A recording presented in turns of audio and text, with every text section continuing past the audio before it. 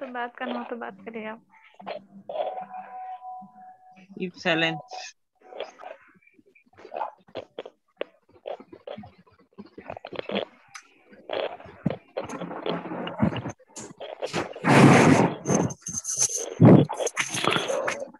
Hello hello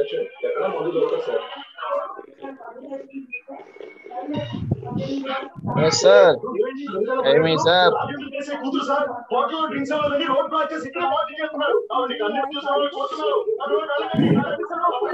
your mics.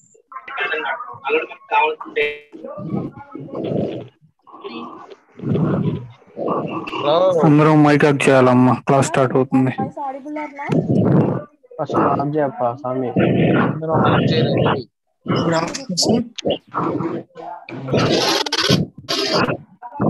Hello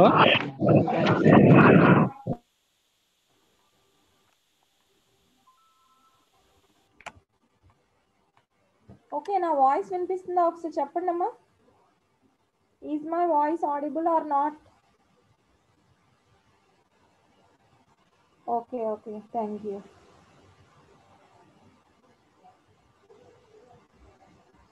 okay, in yesterday's class you have learned about networking కదా.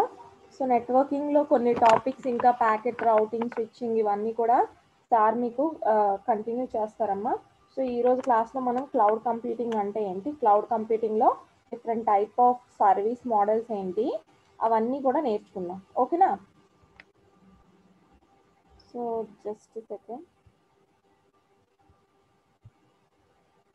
Very low voice అంటున్నారు. I don't know, నాకు తెలిసినంత వరకు నేను చాలా గట్టిగానే మాట్లాడుతున్నాను. చాలామంది వెరీ లో వాయిస్ అంటున్నారు. So please check your network connections. ఒకవేళ ఎప్పుడైనా మీకు వాయిస్ కానీ ఫ్లక్చుయేషన్స్ కానీ ఆర్ స్క్రీన్ కానీ ఏదైనా ప్రాబ్లం వచ్చినా మీరు ఒకసారి క్లోజ్ చేసి మళ్ళీ ఓపెన్ చేసుకోవచ్చు. ఓకేనా? Okay okay done. Okay then let's continue the class. Let's begin the class. Just a second.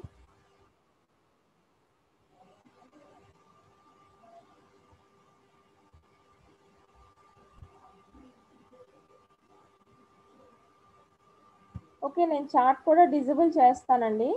ఎందుకంటే మనం చాట్ ఎనేబుల్లో ఉంచడం వల్ల ఏంటంటే చాలా వరకు మెసేజెస్ కంటిన్యూస్గా వస్తున్నాయి.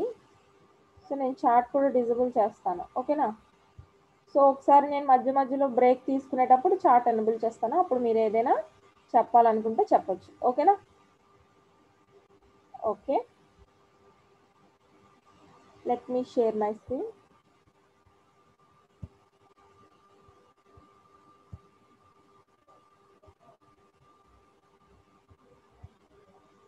Just a second.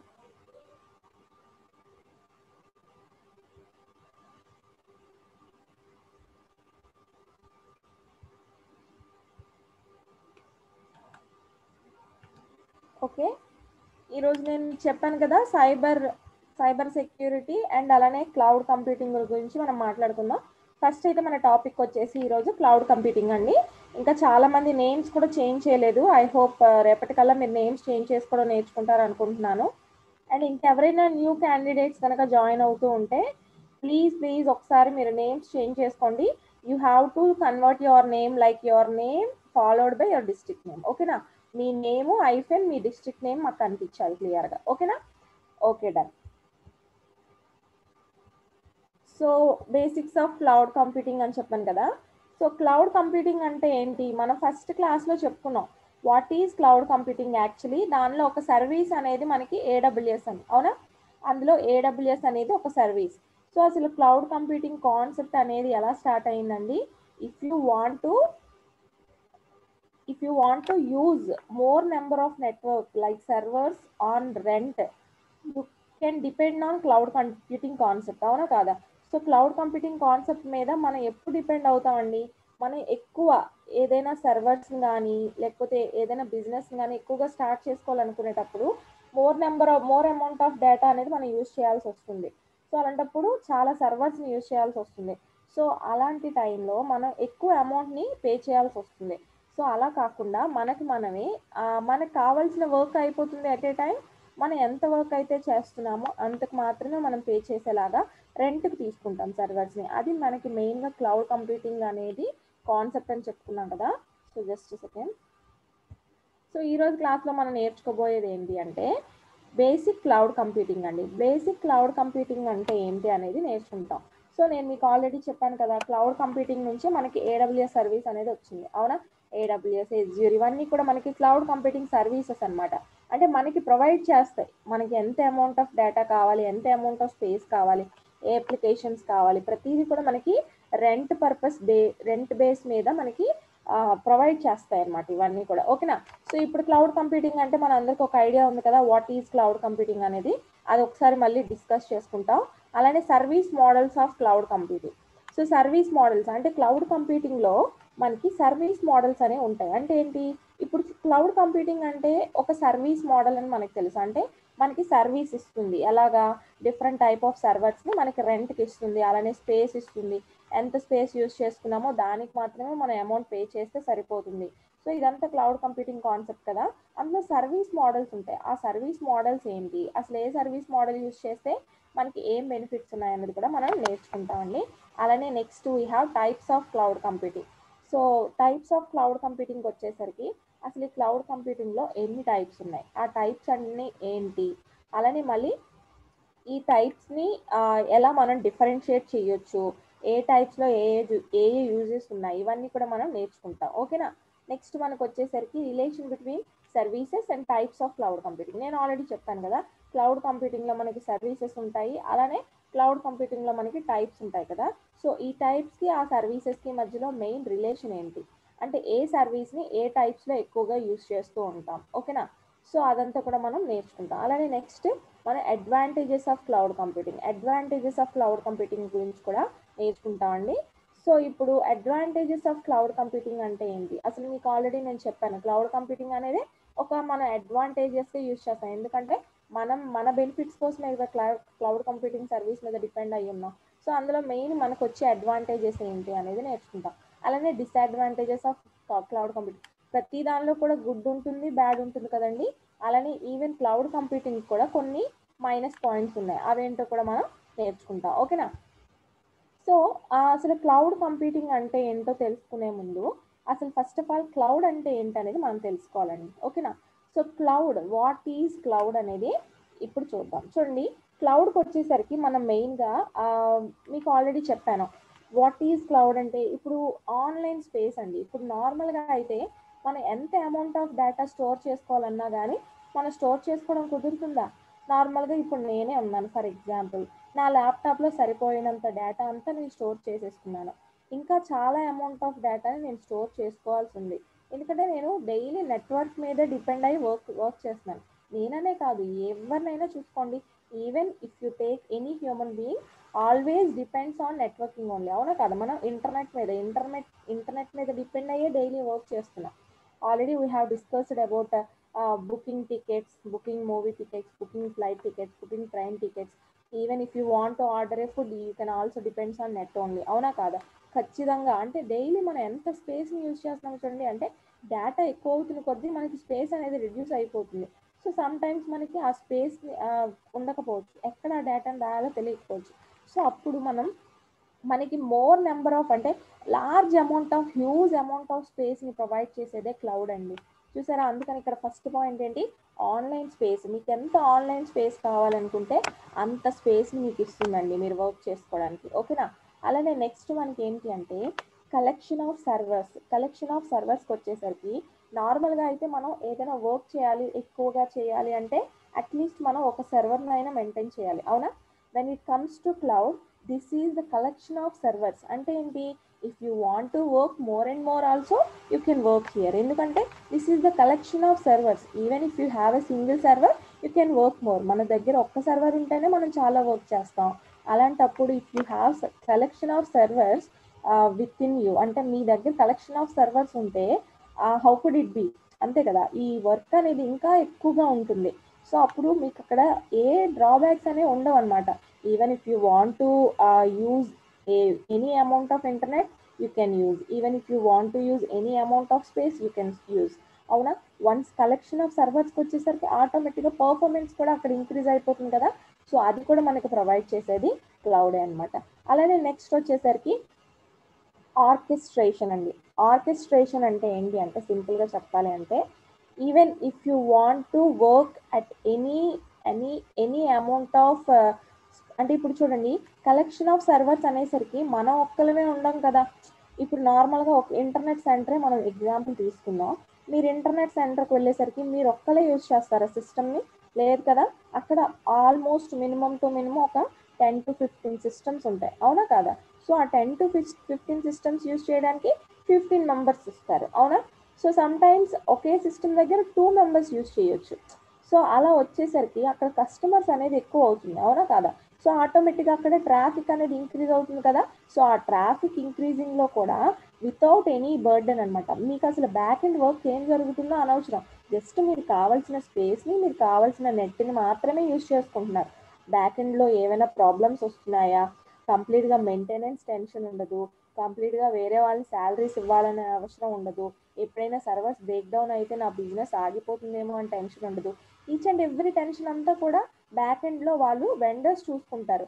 Just you have to do is ఏంటంటే మీరు మీ బిజినెస్ని చేసుకోవడమే ఆన్ రెంట్ బేసిస్. అంటే ఏంటంటే pay as you go. Already నేను మీకు చెప్పాను కదా, మీరు ఎంత యూజ్ చేస్తారో అంతకే అమౌంట్ పే చేస్తాం, అవునా కదా.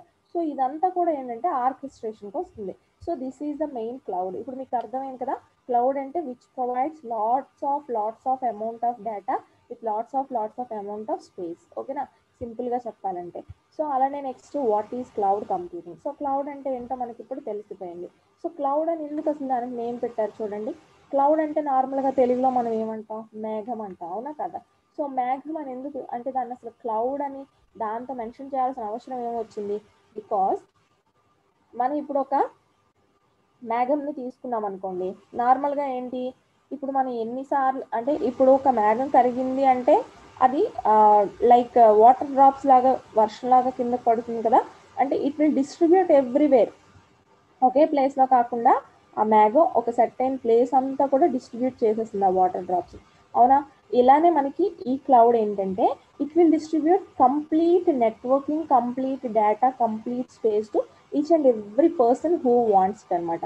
ఎవరైతే దాన్ని యూజ్ చేసుకోవాలనుకుంటున్నారో ప్రతి ఒక్కరికి కూడా అది ఆ వాటర్ డ్రాప్స్ని షేర్ చేసినట్టుగా డేటాని షేర్ చేస్తుంది అనమాట, ఓకేనా. So that's why it is called as cloud. అందుకని మనం దాన్ని క్లౌడ్ అని అన్నాం, ఓకేనా. సో నెక్స్ట్ మనకు వచ్చేసరికి what is cloud computing. So cloud కంప్యూటింగ్కి వచ్చేసరికి అసలు క్లౌడ్ కంప్యూటింగ్ అంటే ఏంటండి, చూడండి నేను మీకు ఆల్రెడీ చెప్పాను ఇట్ డిస్ట్రిబ్యూట్స్ ఎవ్రీవేర్ అని చెప్పాను. ఇప్పుడు చూడండి మిడిల్లో మనం క్లౌడ్ తీసుకున్నాం అనుకోండి, ఇదేంటి మనకి డేటా, అవునా కదా. ఇది మనకి డేటా ప్రొవైడ్ చేయాలి. ఎవరికైతే కావాలనుకుంటున్నారో వాళ్ళందరికీ సర్వర్స్ యూజ్ చేసుకొని ఆ సర్వర్స్లో ఎంత స్పేస్ కావాలనుకుంటున్నారో, ఎంత వర్క్ చేయాలనుకుంటున్నారో దానికి సంబంధించిన అమౌంట్ ఆఫ్ డేటాని ఎంత టైం వరకు కావాలనుకుంటున్నారో అంతవరకు డిస్ట్రిబ్యూట్ చేయాలి కదా. చూడండి డిస్ట్రిబ్యూట్ చేస్తుంది కదా. ఇక్కడ చూడండి మనకి ఇక్కడ డైరెక్షన్స్ పెట్టుకున్నాం. అంటే ఏంటి, కావాలనుకుంటే మనం యాక్సెసింగ్ చేసుకోవచ్చు, అమౌంట్ ఆఫ్ డేటాని యాక్సెసింగ్ చేసుకోవచ్చు. చూడండి మనం ఆర్గనైజేషన్స్లో కానీ, ఫ్యాక్టరీస్లో కానీ, స్కూల్స్లో కానీ, కాలేజెస్లో కానీ, నెట్ సెంటర్స్లో కానీ, కంపెనీస్లో కానీ మనం యాక్సెస్ చేసుకుంటున్నాం ఆ డేటాని బై యూజింగ్ సర్వర్స్. ఆ సర్వర్స్ అనేవి మన కాలేజ్కి, స్కూల్కి అంటే మన సర్వర్స్ కొనగలమా, లేదు. అలాంటప్పుడు మనం ఏంటంటే క్లౌడ్ కంప్యూటింగ్ సర్వీస్ అంటే ఒక మెయిన్ సర్వర్ నుంచి వాళ్ళు ఎవరైతే క్లౌడ్ కంప్యూటింగ్స్ని యూజ్ చేసుకుంటున్నారో వాళ్ళ దగ్గర నుంచి మనం రెంట్ తెచ్చుకుంటున్నాం. అంటే ఏంటి, మనం డైరెక్ట్గా కాకపోయినా ఇండైరెక్ట్గా అయినా కానీ దాన్ని యూజ్ చేసుకుంటున్నట్టేగా. అలానే మళ్ళీ ఐటీ రిసోర్సెస్ చూసారా, ఐటీ రిసోర్సెస్ ఏవైనా ఐటీ రిసోర్సెస్ కావాలనుకుంటే వాళ్ళు కూడాను మనం క్లౌడ్ అనేది మనకి నెట్వర్క్ అనేది ప్రొవైడ్ చేస్తుంది. అలానే వియా ఇంటర్నెట్ చూడండి, ఇంటర్నెట్ ద్వారా మనం ఇప్పుడు ఎన్ని వర్క్స్ చేస్తున్నాం త్రూ అంటే ఇక్కడ చూడండి మొబైల్లో మనం ఎన్ని వర్క్స్ చేస్తున్నాం. ఏదైనా మూవీ టికెట్స్ బుక్ చేయాలనుకున్నా మనం మొబైలే యూజ్ చేస్తాం, లేదు ఫుడ్ ఆర్డర్ చేసుకోవాలన్నా మొబైలే యూజ్ చేస్తాం, మూవీ చూడాలన్నా మొబైల్ యూజ్ చేసుకుంటున్నాం. Different type of apps, different type of internet అనేది మనం యూజ్ చేసుకుంటూ ఉన్నాం కదా. సో అలా కూడా అది కూడా one of the providing of cloud base అనమాట. అంటే ఏంటంటే ఈ ఇంటర్నెట్ ద్వారా కూడా మనం దాన్ని యూజ్ చేసుకుంటున్నాం, ఓకేనా. సో అలా మనకి డిస్ట్రిబ్యూషన్ అనేది జరుగుతూ ఉంది. అలా నెక్స్ట్ నేను ఏం చెప్పాను, service models of cloud computing అన్నాను కదా. సో ఆ సర్వీస్ మోడల్స్ ఏంటనేది ఇప్పుడు నేర్చుకుందాం. ఓకేనా?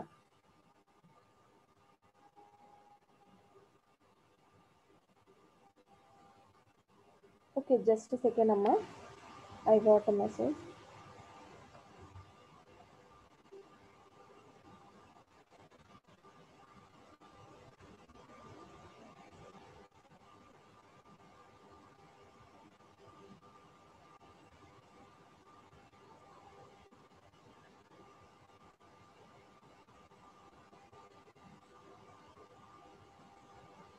ఓకే, సో ఇక్కడ సర్వీస్ మోడల్స్ అంటే ఏంటి అనేది చూద్దాం. సో ఇప్పుడు సర్వీస్ మోడల్స్ అని నేను చెప్పాను కదా, ఇప్పుడు మనకి క్లౌడ్ కంప్యూటింగ్ అనేది మనకి కంప్లీట్గా మనకి ప్రొవైడ్ చేస్తుంది సర్వీసెస్ని.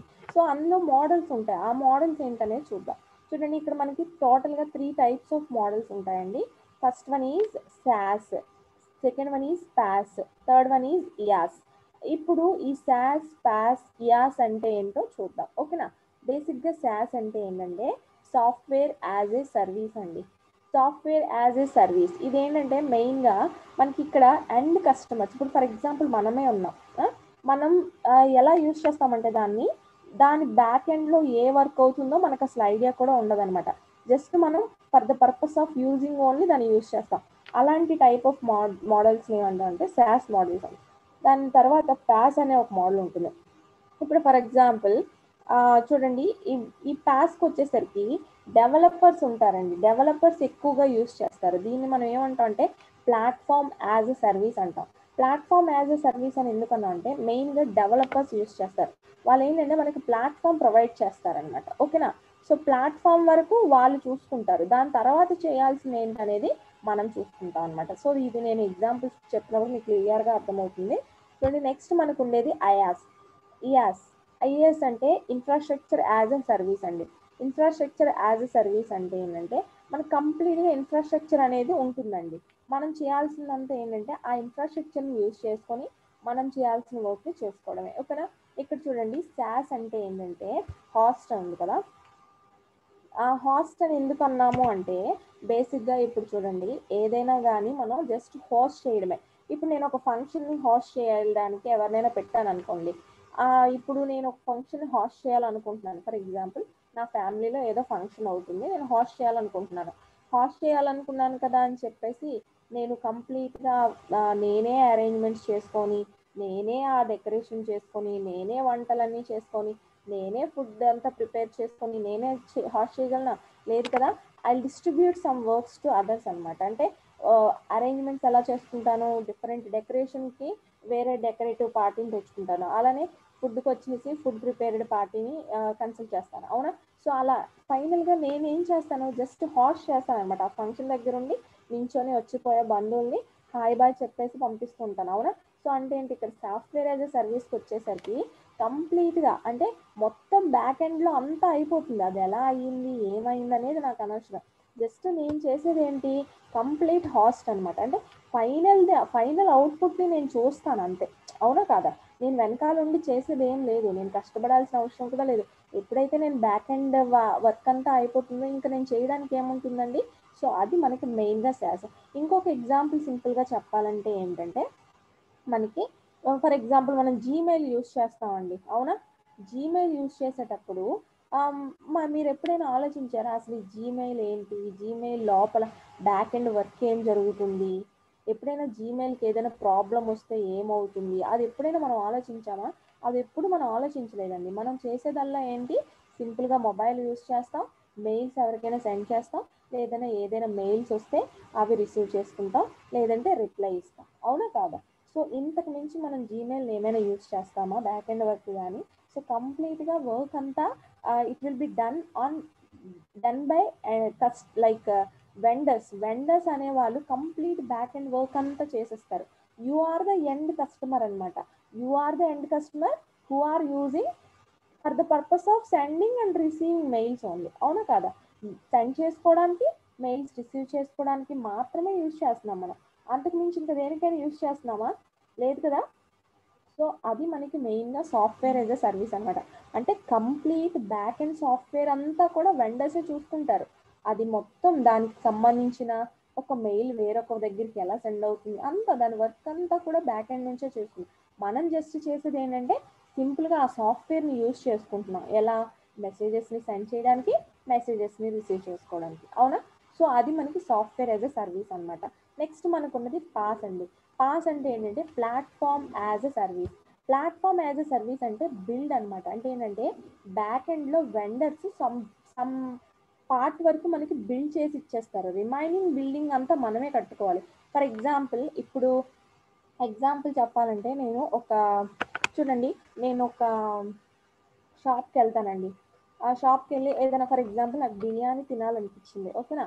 I want eat biryani. So అప్పుడు నేను ఏం చేస్తాను, నేను ఎందుకు కష్టపడాలి, ఇప్పుడు ఎలాగో చాలా టెక్నాలజీ ఇంప్రూవ్ అయిపోయింది కాబట్టి there are so many of restaurants, అవునా కదా? సో ఒక రెస్టారెంట్కి వెళ్తాను. రెస్టారెంట్కి వెళ్ళినప్పుడు నేనేమైనా చెయ్యాలా, నేనేమైనా వండి పెట్టాలా? లేదు కదా. I don't have to do anything, just I have to see. వాళ్ళే మనకి సర్వ్ చేస్తారు, అంతా వాళ్ళే చేస్తారు. ప్రతిదీ కూడా మన దగ్గరికి వచ్చేస్తుంది, అవునా కాదా? జస్ట్ మనం చేయాల్సిందంతా ఏంటి, తిని పెట్టడమే, అవునా కాదా? తినేస్తాం. ఈవెన్ తినేసిన తర్వాత కూడా మనం ఆ ప్లేట్స్ని క్లీన్ చేయాల్సిన అవసరం లేదు, జస్ట్ మనం తినేసి బ్యాక్ వచ్చేయడమే. సో అంటే ఏంటంటే కంప్లీట్గా ప్లాట్ఫామ్ యాజ్ ఎ సర్వీస్ అంటే ఏంటంటే సమ్ ప్లాట్ఫామ్ అనేది మనకి ప్రొవైడ్ చేసిస్తారండి. సో ఆ ప్లాట్ఫామ్ ఏంటంటే ఇప్పుడు నేను చెప్పినట్టుగా మన రెస్టారెంట్కి వెళ్ళగానే అక్కడ మనకి నీట్గా టేబుల్ అరేంజ్ చేస్తారు, చక్కగా వచ్చి సర్వ్ చేస్తారు, బిర్యానీ పెడతారు, దాంతోపాటు కర్రీ పెడతారు, అలానే డిఫరెంట్ టైప్ ఆఫ్ డ్రింక్స్ ఏమైనా ఆఫర్ చేస్తారు. అంతా కూడా ఇచ్చేసిన తర్వాత అంతా వాళ్ళు ప్రొవైడ్ చేసిస్తారనమాట. సో నేనేం చేయాలి, జస్ట్ దాన్ని తిని పెట్టాలి. జస్ట్ తినేసిన తర్వాత కూడా even I don't want to do anything. So ఎందుకంటే నేను చేయాల్సిన అవసరం లేదు, జస్ట్ నేను తినేయడం, బయటకు వచ్చేయడమే. తర్వాత క్లీనప్ అంతా కూడా మళ్ళీ వాళ్ళే చేసుకుంటారు కదా. సో అలా మనకి పాస్ ఏంటంటే ప్లాట్ఫామ్ని మనకు ప్రొవైడ్ చేసిస్తారు, జస్ట్ మనం ఆ ప్లాట్ఫామ్ని బిల్డ్ చేసుకొని యూజ్ చేసుకోవడమేనండి, ఓకేనా? సో ఇది మనకి ప్లాట్ఫామ్ యాజ్ ఎ సర్వీస్ అనమాట. సో యాస్కి వచ్చేసరికి కన్జ్యూమ్. ఇదేంటంటే ఇన్ఫ్రాస్ట్రక్చర్ యాజ్ ఎ సర్వీస్ అండి. ఇన్ఫ్రాస్ట్రక్చర్ యాజ్ ఎ సర్వీస్ అంటే ఏంటంటే ఇప్పుడు ఫర్ ఎగ్జాంపుల్ ఇదే నార్మల్ ఎగ్జాంపుల్ తీసుకున్నామంటే, ఇప్పుడు ఫర్ ఎగ్జాంపుల్ చూడండి, నేను ఆన్లైన్లో ఏదైనా ఫుడ్ ఆర్డర్ ఇచ్చాను అనుకోండి. ఫుడ్ ఆర్డర్ ఇచ్చినంత మాత్రాన నేను వర్క్ చేయకుండా ఉండాలి అంటే అవ్వదు కదా. సో వాళ్ళు వచ్చి మనకి జస్ట్ ఆ ఫుడ్ అనేది మన చేతిలో పెట్టేసి వెళ్ళిపోతారు, అవునా? సో తర్వాత మనం ఏంటి, అంతా కూడా మన వస్తువులే యూజ్ చేసుకోవాలి. ఈవెన్ ఆ ఫుడ్ నేను తినాలన్నా మా ఇంట్లో ఏవైతే వస్తువులు ఉన్నాయో ఆ ప్లేట్స్ యూజ్ చేయాలి. అలానే ఏదైనా తర్వాత నేను తినేసిన తర్వాత ఆ క్లీనప్ కూడా నేనే చేసుకోవాలి. అంటే I have to do some work అనమాట. Just they will provide infrastructure. మనకి ఇన్ఫ్రాస్ట్రక్చర్ వరకు మాత్రం వాళ్ళు ప్రొవైడ్ చేస్తారు, దాని తర్వాత వర్క్ అనేది నేను చేసుకోవాలన్నమాట, ఓకేనా? సో ఇదేంటంటే కొన్ని వెబ్సైట్స్ ఉంటాయి మనకి. సో అలాంటి వెబ్సైట్స్ ఏంటంటే మనం జస్ట్ ఆ వెబ్సైట్లోకి వెళ్ళి దాని తర్వాత బ్యాక్ ఎండ్ వర్క్ వాళ్ళు చేసుకున్నా కానీ మనం కొన్ని వర్క్స్ అనేవి మన ఓన్గా చేసుకోవాలి. ఫర్ ఎగ్జాంపుల్ నేను హోటల్కి వెళ్ళి తినేసి దర్జాగా వచ్చేసినట్టయితే అవ్వదు కదా. మనకి ఫుడ్ ఇవ్వడం వరకే వాళ్ళ పని, ఆ తర్వాత మిగతా వర్క్ ఏదైతే ఉంటుందో అది మనం చేసుకోవాలి. అది కంప్లీట్గా ఇన్ఫ్రాస్ట్రక్చర్ యాజ్ ఎ సర్వీస్ అనమాట, ఓకేనా? సో ఇప్పుడు నేను క్లియర్గా చూడండి, ఇక్కడ మనకి చూడండి ఎండ్ అప్లికేషన్ యూజర్స్. ఇదేంటంటే మనకి SaaSకి వచ్చేసరికి మనం యూజర్స్ అప్లికేషన్ అనేది జస్ట్ యూజ్ చేస్తాం. ఎండ్కి వచ్చేసరికి ఇక్కడికి వచ్చేసరికి ఏంటి, integration of layers and running. మెయిన్గా మనం దాన్ని రన్ చేసి యూజ్ చేస్తాం, ఓకేనా? నెక్స్ట్ ఇక్కడికి వచ్చేసరికి నెట్వర్క్ స్టోరేజ్. అంటే ఏంటంటే మనం ఏదైనా స్టోర్ చేసుకోవాలన్నా కానీ ఈ ఐఏఎస్ మెథడ్స్ అనేవి యూజ్ చేస్తాం అన్నమాట. అంటే ఐఏఎస్ మోడల్స్ మెయిన్గా ఇన్ఫ్రాస్ట్రక్చర్, నేను అదే చెప్తున్నాను. ఫర్ ఎగ్జాంపుల్ మీరు ఏదైనా స్టోర్ చేసుకోవాలనుకున్నారు అనుకోండి, మీకు వాళ్ళు ఇన్ఫ్రాస్ట్రక్చర్ అనేది ప్రొవైడ్ చేస్తారు.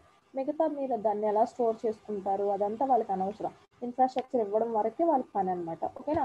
ఇది కంప్లీట్గా మనకి సర్వీస్ మోడల్స్. అలానే సాఫ్ట్వేర్ యాజ్ ఎ సర్వీస్ అన్నాను కదా. ఈ సాఫ్ట్వేర్ యాజ్ ఎ సర్వీస్ అంటే నార్మల్గా మనకి ఆన్ డిమాండ్ సర్వీస్ అండి. అంటే ఏంటంటే మనం ఎంత డిమాండ్ చేస్తే అంతవరకు మనకి సర్వీస్ అనేది ప్రొవైడ్ చేస్తారనమాట, ఓకేనా? Independent platform. ఇది ఏంటంటే ఇండిపెండెంట్ ప్లాట్ఫామ్. చూడండి ఇప్పుడు ఫర్ ఎగ్జాంపుల్ మన సాఫ్ట్వేర్ యాజ్ సర్వీస్కి ఏ ఎగ్జాంపుల్ చెప్పుకున్నాం, జీమెయిల్ అని చెప్పుకున్నాం కదా. జీమెయిల్లో బ్యాక్ ఎండ్లో ఏం జరుగుతుందో మీకు అనవసరం, కానీ మీరు మెసేజెస్ మీకు ఏమొస్తున్నాయి, అలానే మీరు ఎవరెవరికి మెసేజెస్ చేయాలి అదే కదా మీరు యూజ్ చేసుకుంటారు. సో అంటే ఏంటిది, ఒక్కొక్కరికి ఒక్కొక్క ఇండిపెండెంట్ జీమెయిల్ అనే అకౌంట్ అనేది ఉంటుంది కదండి. సో ఒకరి మెయిల్ వేరొకరు యూజ్ చేయడం కుదరదు వితౌట్ యూజింగ్ పాస్వర్డ్, అవునా కాదా? సో అంటే ఇదేంటి, ఇండిపెండెంట్ ప్లాట్ఫామ్ అనమాట, సాఫ్ట్వేర్ యాజ్ అ సర్వీస్ కంప్లీట్గా. ఓకేనా. Next no need to install. ఇక్కడికి వచ్చేసరికి మనం ఇన్స్టాలేషన్ కూడా చేయాల్సిన అవసరం లేదండి. ఇప్పుడు వేరే ఏవైనా యాప్స్ తీసుకోండి, మీరు మొబైల్స్లో ఖచ్చితంగా ఇన్స్టాల్ చేస్తేనే అవి వర్క్ అవుతాయి. కానీ జీమెయిల్ ఎప్పుడైనా మనం ఇన్స్టాల్ చేసుకున్నామా, ఇది ప్రీ డిఫైన్డ్గా వచ్చేస్తుంది, అవునా కాదా? ఈవెన్ మన మొబైల్స్ చూసుకున్నా కానీ సిస్టమ్స్లో కానీ ప్రీ డిఫైన్డ్గా మనకి జీమెయిల్ అకౌంట్ ఉంటుంది, అవునా కాదా? సో అందుకని మనం ఇన్స్టాల్ చేయాల్సిన అవసరం కూడా దీనికి ఉండదు అనమాట. అలాగే రిసోర్సెస్ మేనేజ్డ్ బై వెండర్. నేను మీకు ఆల్రెడీ ఏం చెప్పాను, బ్యాక్ ఎండ్లో అంత వర్క్ అంతా కూడా వెండర్సే చేసేస్తారని చెప్పాను కదా.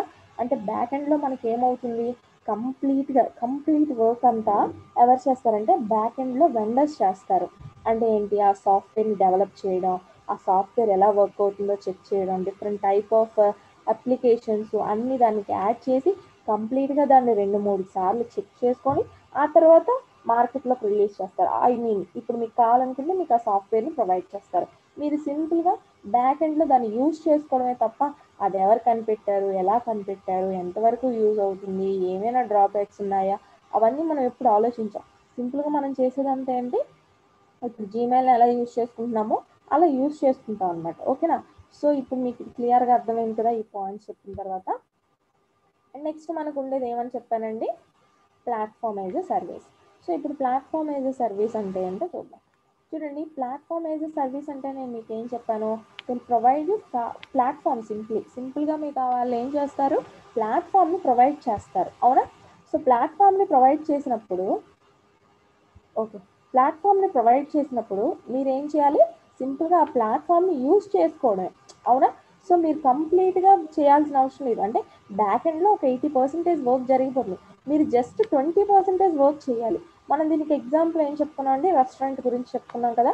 సేమ్ అలానే ఇక్కడ కూడా మనకి ఏంటంటే ప్లాట్ఫామ్ యాజ్ ఎ సర్వీస్కి వచ్చేసరికి ప్రోగ్రామింగ్ లాంగ్వేజెస్, ఫర్ ఎగ్జాంపుల్ వాళ్ళు ప్రోగ్రామింగ్ లాంగ్వేజెస్ అన్నీ కూడా వాళ్ళే బిల్డ్ చేసేస్తారండి. అప్లికేషన్స్ అన్నీ వాళ్ళే క్రియేట్ చేసేస్తారు. ఆ తర్వాత బిల్డ్, కంపైల్, రన్ ప్రోగ్రామ్. ఇప్పుడు ఫర్ ఎగ్జాంపుల్ ప్రోగ్రామింగ్ లాంగ్వేజ్ మనం ఏ రోజైనా క్రియేట్ చేసామా, లేదు కదా. ఆల్రెడీ ఉన్న ప్రోగ్రామ్ని మనం రన్ చేసుకుంటున్నాం, అవునా కదా. అంటే ఏంటి, మనకు కంప్లీట్గా ప్లాట్ఫామ్ని ప్రొవైడ్ చేసేసారు, మనం దాన్ని రన్ చేసుకొని అప్లికేషన్స్ని క్రియేట్ చేసుకుంటున్నాం, అవునా కాదా. డిఫరెంట్ యాప్స్ని ఎలా క్రియేట్ చేసుకుంటున్నాం అంటే ఆ ప్రోగ్రామింగ్ లాంగ్వేజ్ ఉంది కాబట్టి క్రియేట్ చేసుకుంటున్నాం. ఇప్పుడు different type of video games మనం చూస్తూ ఉంటామండి, డైలీ మనం వీడియో గేమ్స్ అవి ఆడుతూ ఉంటాం కదా. సో ఈ వీడియో గేమ్స్ అవన్నీ ఎక్కడున్నాయి, అవి ఏంటంటే ఈ వీడియో గేమ్స్ అవన్నీ కూడాను మనకి సింపుల్గా చూస్తూ ఉంటాం, ఆడేస్తూ ఉంటాం, చేసేస్తూ ఉంటాం. కానీ ఆ బ్యాక్ ఎండ్లో ఏంటి, software languages and programming languages use చేసి ఆ వీడియో గేమ్స్ని వాళ్ళు క్రియేట్ చేస్తారు, అవునా కాదా. సో అది మనకి ప్లాట్ఫామ్ యాజ్ ఎ సర్వీస్ అనమాట. అంటే కంప్లీట్ ప్లాట్ఫామ్ అనేది వచ్చేస్తుంది మనకి, మనం జస్ట్ దాన్ని యూటిలైజ్ చేసుకుంటాం అంతే. సో చూడండి, యూజర్ మేనేజబుల్ అంటే ఏంటంటే ఇది మనం మేనేజ్ చేసుకుంటాం, అవునా కాదా. అంటే ఫైనల్గా యూజ్ చేసేది మనమే కాబట్టి మనకు కావాల్సినప్పుడు దాన్ని ఓపెన్ చేసుకుంటాం, యూజ్ చేసుకుంటాం, అవసరం లేదన్నప్పుడు దాన్ని క్లోజ్ చేసేస్తాం కదా. సో అందుకని ఇది యూజర్ మేనేజబుల్ అనమాట. అంటే లాస్ట్ మనం ఎవరైతే యూజ్ చేస్తున్నారో వాళ్ళు మేనేజ్ చేసుకుంటారనమాట. అలానే డెవలపర్స్, దీన్ని ఎవరు యూజ్ చేస్తారండి, maximum platform as a service అనేది డెవలపర్స్. నేను ఆల్రెడీ మీకు చెప్పాను కదా, వీడియో గేమ్ని డెవలప్ చేశారనుకోండి, వాళ్ళు ఖచ్చితంగా ప్లాట్ఫామ్ యాజ్ ఎ సర్వీస్ని యూజ్ చేస్తారు. ఎందుకంటే వాళ్ళకి ఖచ్చితంగా ప్రోగ్రామింగ్ లాంగ్వేజెస్ అన్నీ తెలుస్తాయి కాబట్టి వాళ్ళు ఒక ప్లాట్ఫామ్ని అయితే క్రియేట్ చేయాలి కదా. ఆ ప్లాట్ఫామ్ని క్రియేట్ చేసి మార్కెట్లోకి విడిచిపెట్టాక మనం దాన్ని యూజ్ చేస్తాం కదా. సో అది మెయిన్గా మనకి ప్లాట్ఫామ్ యాజ్ ఎ సర్వీస్ అనమాట. ఓకేనా. ఇది మీకు క్లియర్గా అర్థం అవ్వాలని నేను ఆ రెస్టారెంట్ ఎగ్జాంపుల్ చెప్పాను. ఓకేనా. I hope you understood now. And next మనకి ఏంటండి ఉంది, ఇన్ఫ్రాస్ట్రక్చర్ యాజ్ ఎ సర్వీస్. ఓకేనా. ఇన్ఫ్రాస్ట్రక్చర్ యాజ్ ఎ సర్వీస్ అంటే ఏంటో చూద్దాం. చూడండి, ఇన్ఫ్రాస్ట్రక్చర్ యాజ్ ఎ సర్వీస్ అంటే నేను మీకు ఆల్రెడీ చెప్పాను, they all provide complete infrastructure to you, అవునా. సో కంప్లీట్ ఇన్ఫ్రాస్ట్రక్చర్ అనేది వాళ్ళు మనకి ప్రొవైడ్ చేసేస్తారు. సో ఇన్ఫ్రాస్ట్రక్చర్ ఎలా ప్రొవైడ్ చేస్తారంటే నేను మీకు ఆల్రెడీ ఎగ్జాంపుల్ చెప్పాను. ఫర్ ఎగ్జాంపుల్ ఆన్లైన్ ఆర్డర్ ఇచ్చేసరికి మనకి ఓన్లీ ఫుడ్ అనేది కంప్లీట్గా వచ్చేస్తుంది కదా, అంటే మనకి వాళ్ళు ఫుడ్ ప్రొవైడ్ చేసేస్తున్నారు. What you have to do is you have to arrange that food and you have to use your equipment. మీ ఇంట్లో ఏవైతే గిన్నెలు ఉన్నాయో అవి యూజ్ చేసి ఆ ఫుడ్ని మీరు సర్వ్ చేసుకోవాలి, అంతేనా కాదా? సో సేమ్ ఇక్కడ కూడా అలాగేనండి. Infrastructure, they will provide you infrastructure. What you have to do is simply you have to use your like ఆ ఇన్ఫ్రాస్ట్రక్చర్ని డిఫరెంట్ వేస్లో మీరు యూజ్ చేసుకోవాలన్నమాట. ఓకేనా? సో దీనిలోకి వచ్చేసరికి చూడండి, ప్రొవైడింగ్ ఆర్కిటెక్చర్ అండ్ ఇన్ఫ్రాస్ట్రక్చర్. నేను ఆల్రెడీ మీకు చెప్పాను, ఆర్కిటెక్చర్ని ఇన్ఫ్రాస్ట్రక్చర్ని వాళ్ళే మనకి ఇచ్చేస్తారు. మనం ఏమీ ప్రిపేర్ చేసుకోవాల్సిన అవసరం లేదు, కష్టపడాల్సిన అవసరం కూడా లేదు. అలానే data storage, servers and networking. ఇక్కడ మనం నేనేం చెప్పాను, ఆన్లైన్ ఫుడ్ ఆర్డర్కి వచ్చేసరికి వాళ్ళు ఫుడ్ వచ్చి చేతిలో పెట్టేస్తారు ఇన్ఫ్రాస్ట్రక్చర్ ఇచ్చేసినట్టు. మనం జస్ట్ దాన్ని అరేంజ్ చేసుకొని తినాలన్నాం కదా. అరేంజ్ చేసుకొని తినడం అంటే ఇక్కడ ఏంటంటే డేటాని అంటే వాళ్ళు ఇచ్చిన ఇన్ఫ్రాస్ట్రక్చర్లో మనం డేటాని ఎలా స్టోర్ చేసుకోవాలి, సర్వర్స్ని నెట్వర్కింగ్ని ఎలా మనం మెయింటైన్ చేసుకోవాలి, అంటే వాళ్ళు ఇచ్చిన నెట్వర్క్ని మనం ఎలా యూటిలైజ్ చేసుకోవాలి అనేది మనం చేయాలన్నమాట. సో ఇక్కడ వెండర్స్ మేనేజ్ అబోవ్ రిసోర్సెస్, అంటే ఈ అబోవ్ రిసోర్సెస్ అన్నీ కూడా వెండర్స్ మేనేజ్ చేస్తారండి. ఇన్ఫ్రాస్ట్రక్చర్ని ఎలా ఇవ్వాలి, ఎంత ఇవ్వాలి, ఎంతవరకు ప్రొవైడ్ చేయాలి, మనం ఏ వర్క్కి వాళ్ళు ఎంత ఇన్ఫ్రాస్ట్రక్చర్ ప్రొవైడ్ చేయాలి అంతా కూడా వాళ్ళు చూసుకుంటారు. మనం చేయాల్సిందంతా ఏంటి, users handle data and middleware. మనం జస్ట్ వాళ్ళు మనకు ప్రొవైడ్ చేసిన ఇన్ఫ్రాస్ట్రక్చర్లో డేటాని హ్యాండిల్ చేసుకోవడం మాత్రం మన పని అనమాట. ఓకేనా? సో ఇలా ఇన్ఫ్రాస్ట్రక్చర్ యాజ్ ఎ సర్వీస్ అనేది ఉంటుంది. సో ఇప్పుడు మనం 3 టైప్స్ ఆఫ్ మోడల్స్ చూసాం కదండి, సాఫ్ట్వేర్ యాజ్ ఎ సర్వీస్, అలానే ఇన్ఫ్రాస్ట్రక్చర్ యాజ్ ఎ సర్వీస్, అలానే ప్లాట్ఫామ్ యాజ్ ఎ సర్వీస్ కదా. సో అసలు ఈ టోటల్ సర్వీసెస్ అన్నీ ఏంటి, క్లౌడ్ కంప్యూటింగ్ సర్వీసెస్ అండి. ఈ క్లౌడ్ కంప్యూటింగ్ సర్వీసెస్ అనేది నేను ఏం చెప్పాను, సింపుల్గా మనకి స్పేస్ని, అప్లికేషన్స్ని, డేటాని ప్రొవైడ్ చేయడమే, అవునా కాదా? సో సర్వర్స్ని మనకి ప్రొవైడ్ చేస్తారు బై రెంట్ బేసిస్. సో అదంతా ఎలా జరుగుతుంది అనేది ఈ 3 వేస్లో అనమాట. ఇప్పుడు నేనే ఉన్నాను, ఫర్ ఎగ్జాంపుల్ మా ఊర్లో ఒక ఎగ్జిబిషన్ పెట్టారు, సో నేను అక్కడికి వెళ్ళాలి. ఓకేనా? సో నేను అక్కడికి వెళ్ళాలన్నప్పుడు I have to use my bike, or else I have to use rickshaw, or else I have to use my legs. Walking చేసుకొని అయినా వెళ్ళిపోవచ్చు కదా. సో అంటే ఈ 3 వేస్లో కూడా నేను వెళ్ళొచ్చు అక్కడ వరకు. సేమ్ అలానే క్లౌడ్ కంప్యూటింగ్ కూడా మన కస్టమర్స్కి ఈ వేస్లో ప్రొవైడ్ చేస్తుందండి. అర్థమైంది కదా, సర్వీసెస్ ఎలా ప్రొవైడ్ చేస్తుంది అనేది ఈ 3 వేస్ అనమాట. ఐదర్ కంప్లీట్గా వర్క్ అంతా బ్యాక్ ఎండ్లో వాళ్ళే చేసేసి ఫైనల్గా మీరు యూజ్ చేసుకోండి అని ఇస్తారు, అది సాఫ్ట్వేర్ యాజ్ ఎ సర్వీస్. లేదు ఓన్లీ ఇన్ఫ్రాస్ట్రక్చర్ మేము ఇస్తాం, మిగతా డేటా స్టోరేజ్ అంతా మీరు చూసుకోండి అంటే అది ఇన్ఫ్రాస్ట్రక్చర్ యాజ్ ఎ సర్వీస్. అలా కాకుండా ప్లాట్ఫామ్ మేము ప్రొవైడ్ చేస్తాం, మీరు వచ్చి అక్కడ వర్క్ చేసుకొని వెళ్ళిపోండి చాలు అని అనేది ప్లాట్ఫామ్ యాజ్ ఎ సర్వీస్ అనమాట. ఓకేనా? సో ఇలా మనకి క్లౌడ్ కంప్యూటింగ్ అనేది మెయిన్గా, మన క్లౌడ్ కంప్యూటింగ్ అంటే ఏంటో తెలుసు, మనం సింపుల్గా డేటా సర్వర్స్ని యూజ్ చేసుకోవడం. దానిలో కూడా డిఫరెంట్ వేస్లో ఎలా యూజ్ చేసుకోవాలనేది ఈ 3 సర్వీస్ మోడల్స్ అనమాట. ఓకేనా? నెక్స్ట్ మనకు వచ్చేసి ఇప్పుడు చూడండి, ఇక్కడ ఒక కొంచెం బ్లర్గానే ఉంది, డోంట్ వరీ, నేను ఎక్స్ప్లెయిన్ చేస్తాను. ఇక్కడ వచ్చేసరికి ఆ 3 వేస్ చెప్పాను కదా, ఆ 3 వేస్ని మీకు ఇంకా క్లియర్గా అర్థం అవ్వాలని ఈ డయాగ్రామ్ పెట్టాను చూడండి. ఇన్ఫ్రాస్ట్రక్చర్ ఏదే సర్వీస్ అంటే ఏం చెప్పాను నేను, కంప్లీట్గా ఈ రెడ్ కలర్లో ఉన్నదంతా కూడా బ్యాక్ ఎండ్లో వెండర్స్ చేసేస్తారండి. ఓన్లీ ఈ బ్లూ కలర్లో ఉన్నది మాత్రమే మనం చూసుకోవాలన్నమాట. ఫర్ ఎగ్జాంపుల్ మీరు ఐఏఎస్ అనేది సెలెక్ట్ చేసుకున్నారనుకోండి, క్లౌడ్ కంప్యూటింగ్ సర్వీసెస్లో మీరు ఐఏఎస్ సెలెక్ట్ చేసుకున్నారనుకోండి, ఏం చెప్పాను, ఐఏఎస్ అంటే ఇన్ఫ్రాస్ట్రక్చర్ యాజ్ ఎ సర్వీస్, అవునా కాదా? So infrastructure as a service అంటే ఇప్పుడు చూడండి, నేను మీకు ఆల్రెడీ చెప్పాను, ఇన్ఫ్రాస్ట్రక్చర్ అనేది వాళ్ళు ప్రొవైడ్ చేసిస్తారు. అంటే ఏంటి, ఇన్ఫ్రాస్ట్రక్చర్ అనేసరికి ఇక్కడ మనకి క్లౌడ్ కంప్యూటింగ్ లాంగ్వేజ్లో చెప్పుకోవాలనుకుంటే వర్చువలైజేషన్, అలానే స్టోరేజ్, నెట్వర్కింగ్ అంతా వాళ్ళు ప్రొవైడ్ చేసేస్తారు. అంటే స్టోరేజ్ స్పేస్ మీకు ఇంత అని ఇచ్చేస్తారు. వర్చువలైజేషన్, అందరికీ వర్చువలైజేషన్ అంటే తెలుసు కదండి, మనం ఇక్కడ లేని దాన్ని క్రియేట్ చేసి దానిలో మనం వర్క్ చేసుకుంటాం. ఫర్ ఎగ్జాంపుల్ నేనే ఉన్నాను, నేను ఎక్కువ డేటా యూజ్ చేసుకోవాలనుకుంటున్నాను, కానీ నేను ఫ్రీగా యూజ్ చేసుకోవాలనుకుంటున్నాను. అప్పుడు నేను ఏం చేస్తాను, వేరొక సిస్టమ్ని నా సిస్టంలో వర్చువల్గా ఇన్స్టాల్ చేసేసుకుంటాను. అంటే వర్చువల్గా వచ్చేటట్టుగా పెట్టేసుకొని దానిలో నేను వర్క్ చేసుకోవచ్చు అనమాట. దాన్ని వర్చువలైజేషన్ అంటాం అనమాట. సో అలాంటిది కూడా వాళ్ళే ప్రొవైడ్ చేసి ఇచ్చేస్తారు. మనం ఇప్పుడు అందులో కావాల్సినట్టుగా మనం ఏం కావాలనుకుంటే అది ఓపెన్ చేసుకోవచ్చు, ఎంత స్పేస్ కావాలనుకుంటే అంత స్పేస్ని యూజ్ చేసుకోవచ్చు. మనం చేయాల్సిందల్లా మన ఓఎస్ సాఫ్ట్వేర్, మన సాఫ్ట్వేర్ ఉంటుంది కదా, ఆ సాఫ్ట్వేర్కి దాన్ని కనెక్ట్ చేసుకోవడం, అలానే మనకి ఎంత డేటా కావాలో ఆ డేటాని ఎలా స్టోర్ చేసుకోవాలి, అప్లికేషన్స్ని ఎలా యూజ్ చేసుకోవాలి అనేది మనం చేయాల్సిన పని అనమాట. ఓకేనా. నెక్స్ట్ వచ్చేసరికి ప్యాస్ చూడండి. ప్యాస్కి వచ్చేసరికి ప్లాట్ఫామ్ యాజ్ ఏ సర్వీస్ అన్నాను. అందుకని నేను అన్నాను కంప్లీట్గా వాళ్ళు ప్లాట్ఫామ్ అంతా ఇచ్చేస్తారు. మనం చేయాల్సిందంతా ఏంటండి, జస్ట్ అప్లికేషన్స్ని డేటాని యూటిలైజ్ చేసుకోవడమే. వాళ్ళు ఇచ్చిన అప్లికేషన్స్ని, వాళ్ళు ప్రొవైడ్ చేసిన డేటాని మనం ఎంతవరకు యూటిలైజ్ చేసుకున్నాం అన్నది మాత్రమే ఇక్కడ కన్సిడరేషన్ అవుతుంది. రిమైనింగ్ రియల్ టైం కానీ, ఓఎస్ కానీ, వర్చువలైజేషన్ కానీ, సర్వర్స్ కానీ, స్టోరేజ్ కానీ, నెట్వర్కింగ్ కానీ, ఈ బ్యాక్ ఎండ్ వర్క్ అంతా కూడా వాళ్ళే చూసుకుంటారు అనమాట. మీరు చేయాల్సిందంతా ఏంటంటే ప్యాస్కి వచ్చేసరికి అప్లికేషన్స్, డేటా, ఈ రెండు కూడా మీరు మేనేజ్ చేసుకోవాలి. అండ్ సాస్కి వచ్చేసరికి అది కూడా లేదండి, అప్లికేషన్స్, డేటా కూడా మీరు మేనేజ్ చేయక్కర్లేదు. నేను మీకు ఆల్రెడీ చెప్పాను, ఇదే జీమెయిల్ ఎగ్జాంపుల్ చెప్పాను కదా. జీమెయిల్లో చూడండి, మన ఈ అప్లికేషన్స్ చూడం, అలానే ఎంత డేటా యూటిలైజ్ అవుతుంది, అసలు ఎంత డేటా పోతుంది అనేది కూడా మనం పట్టించుకోము. అది రన్ టైం ఎంతవరకు రన్ చేస్తుంది అనేది పట్టించుకోము. ఓఎస్ అది ఏమి పట్టించుకోము, అవునా కాదా. ఏ సర్వర్స్ నుంచి జీమెయిల్స్ యూజ్ చేస్తున్నారు అవేమి మనం పట్టించుకోము. మనం చేసేదంతా ఏంటి అంటే ఇదంతా కూడా కంప్లీట్గా బ్యాక్ అండ్ వెండర్సే చూసుకుంటారు. మనం చేసేదంతా జీమెయిల్లో ఏం చేస్తాం, జస్ట్ మెయిల్ సెండ్ చేస్తాం, మళ్ళీ మెయిల్స్ రిసీవ్ చేసుకుంటాం, అవునా కాదా. సో ఇది మనకి సాఫ్ట్వేర్ యాజ్ ఏ సర్వీస్లోకి వస్తుంది అన్నమాట. ఇప్పుడు మీకు క్లియర్గా అర్థమైంది కదా.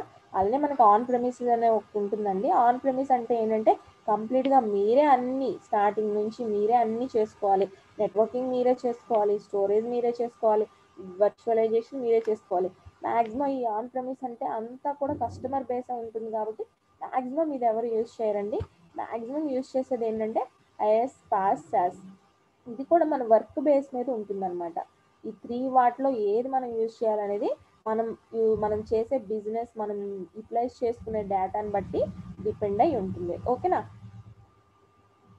ఇప్పుడు మీకు క్లియర్గా కాన్సెప్ట్ అర్థమైందని అనుకుంటున్నాను. ఆ 3 మోడల్స్ ఎలా వచ్చాయి, ఎందుకు వచ్చాయి అనేది ఒక ఐడియా అయితే వచ్చింది కదా. సో నెక్స్ట్ మన టాపిక్ వచ్చేసి టైప్స్ ఆఫ్ క్లౌడ్ కంప్యూటింగ్ అండి. టైప్స్ ఆఫ్ క్లౌడ్ కంప్యూటింగ్, ఇప్పటివరకు మనం ఏం చూసాం, క్లౌడ్ కంప్యూటింగ్ సర్వీస్ మోడల్స్ చూసాం, అవునా కాదా. సో ఇప్పుడు వచ్చేసరికి క్లౌడ్ కంప్యూటింగ్లో టైప్స్ చూస్తున్నాం. టైప్స్ గురించి నేర్చుకుంటాం. అసలు టైప్స్ అంటే ఏంటి, అసలు మనం క్లౌడ్ కంప్యూటింగ్ అంటే ఏంటో ఇంతవరకు చెప్పుకున్నాం కదా. అసలు క్లౌడ్ అంటే ఏంటి, క్లౌడ్ కంప్యూటింగ్ కాన్సెప్ట్ ఏంటో మనకు తెలుసు. సో అందులో టైప్స్ ఏంటి అంటే మనకి 4 టైప్స్ ఉంటాయండి. First one is private cloud, second one is public cloud, and hybrid cloud, and community cloud. ఇక్కడ ప్రైవేట్ క్లౌడ్ అని అన్నాను చూసారా.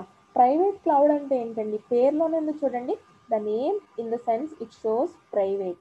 Private means if you want your services to be private, అంటే పబ్లిక్లో నేను కలిసిపోకుండా నా వర్క్ నేను ప్రశాంతంగా చేసుకోవాలి, సమ్ సెక్యూరిటీ మెయింటైన్ చేసుకోవాలి అనేటప్పుడు you have to use private cloud అనమాట. ఇప్పుడు నేను పబ్లిక్ ప్రైవేట్ ఎలా వచ్చాయండి అని మీకు డౌట్ రావచ్చు.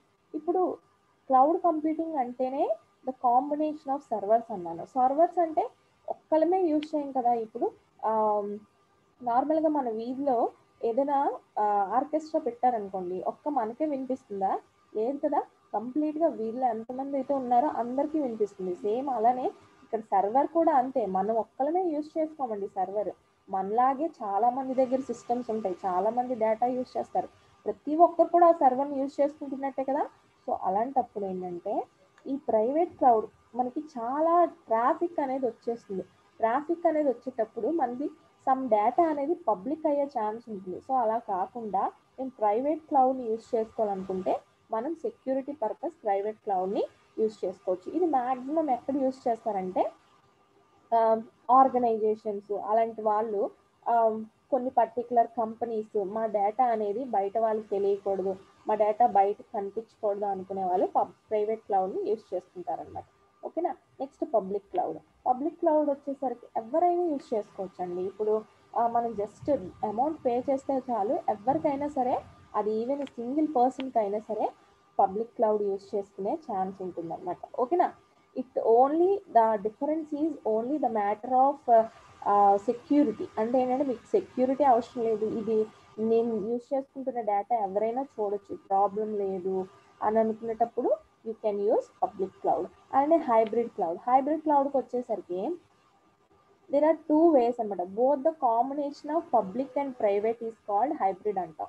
అంటే మీరు కొన్నిసార్లు ఏదైనా బిజినెస్ చేశారనుకోండి, అందులో ప్రతిసారి ప్రైవేట్ క్లౌడే యూజ్ చేయాలంటే మీకు కొంచెం, ఇప్పుడు నార్మల్గా మనం ఏదైనా రూల్ పెట్టాము అంటే దాని అర్థం ఏంటి, దానికి ఎక్స్ట్రా అమౌంట్ పే చేయడానికే కదా. ఇప్పుడు సమ్ టైమ్స్ చూడండి, మనం మూవీస్ చూడడానికి థియేటర్స్కి వెళ్తూ ఉంటాం. నార్మల్గా అయితే మనకి టికెట్ ఎంత ఉంటుంది, ఒక 100 ఆర్ 150 అనుకుందాం. అదే మనం ఏదైనా కొంచెం యానిమేషన్ మూవీస్కి అలా వెళ్ళాం అనుకోండి, మనకు 3D గ్లాసెస్ ఇస్తారు, అవునా.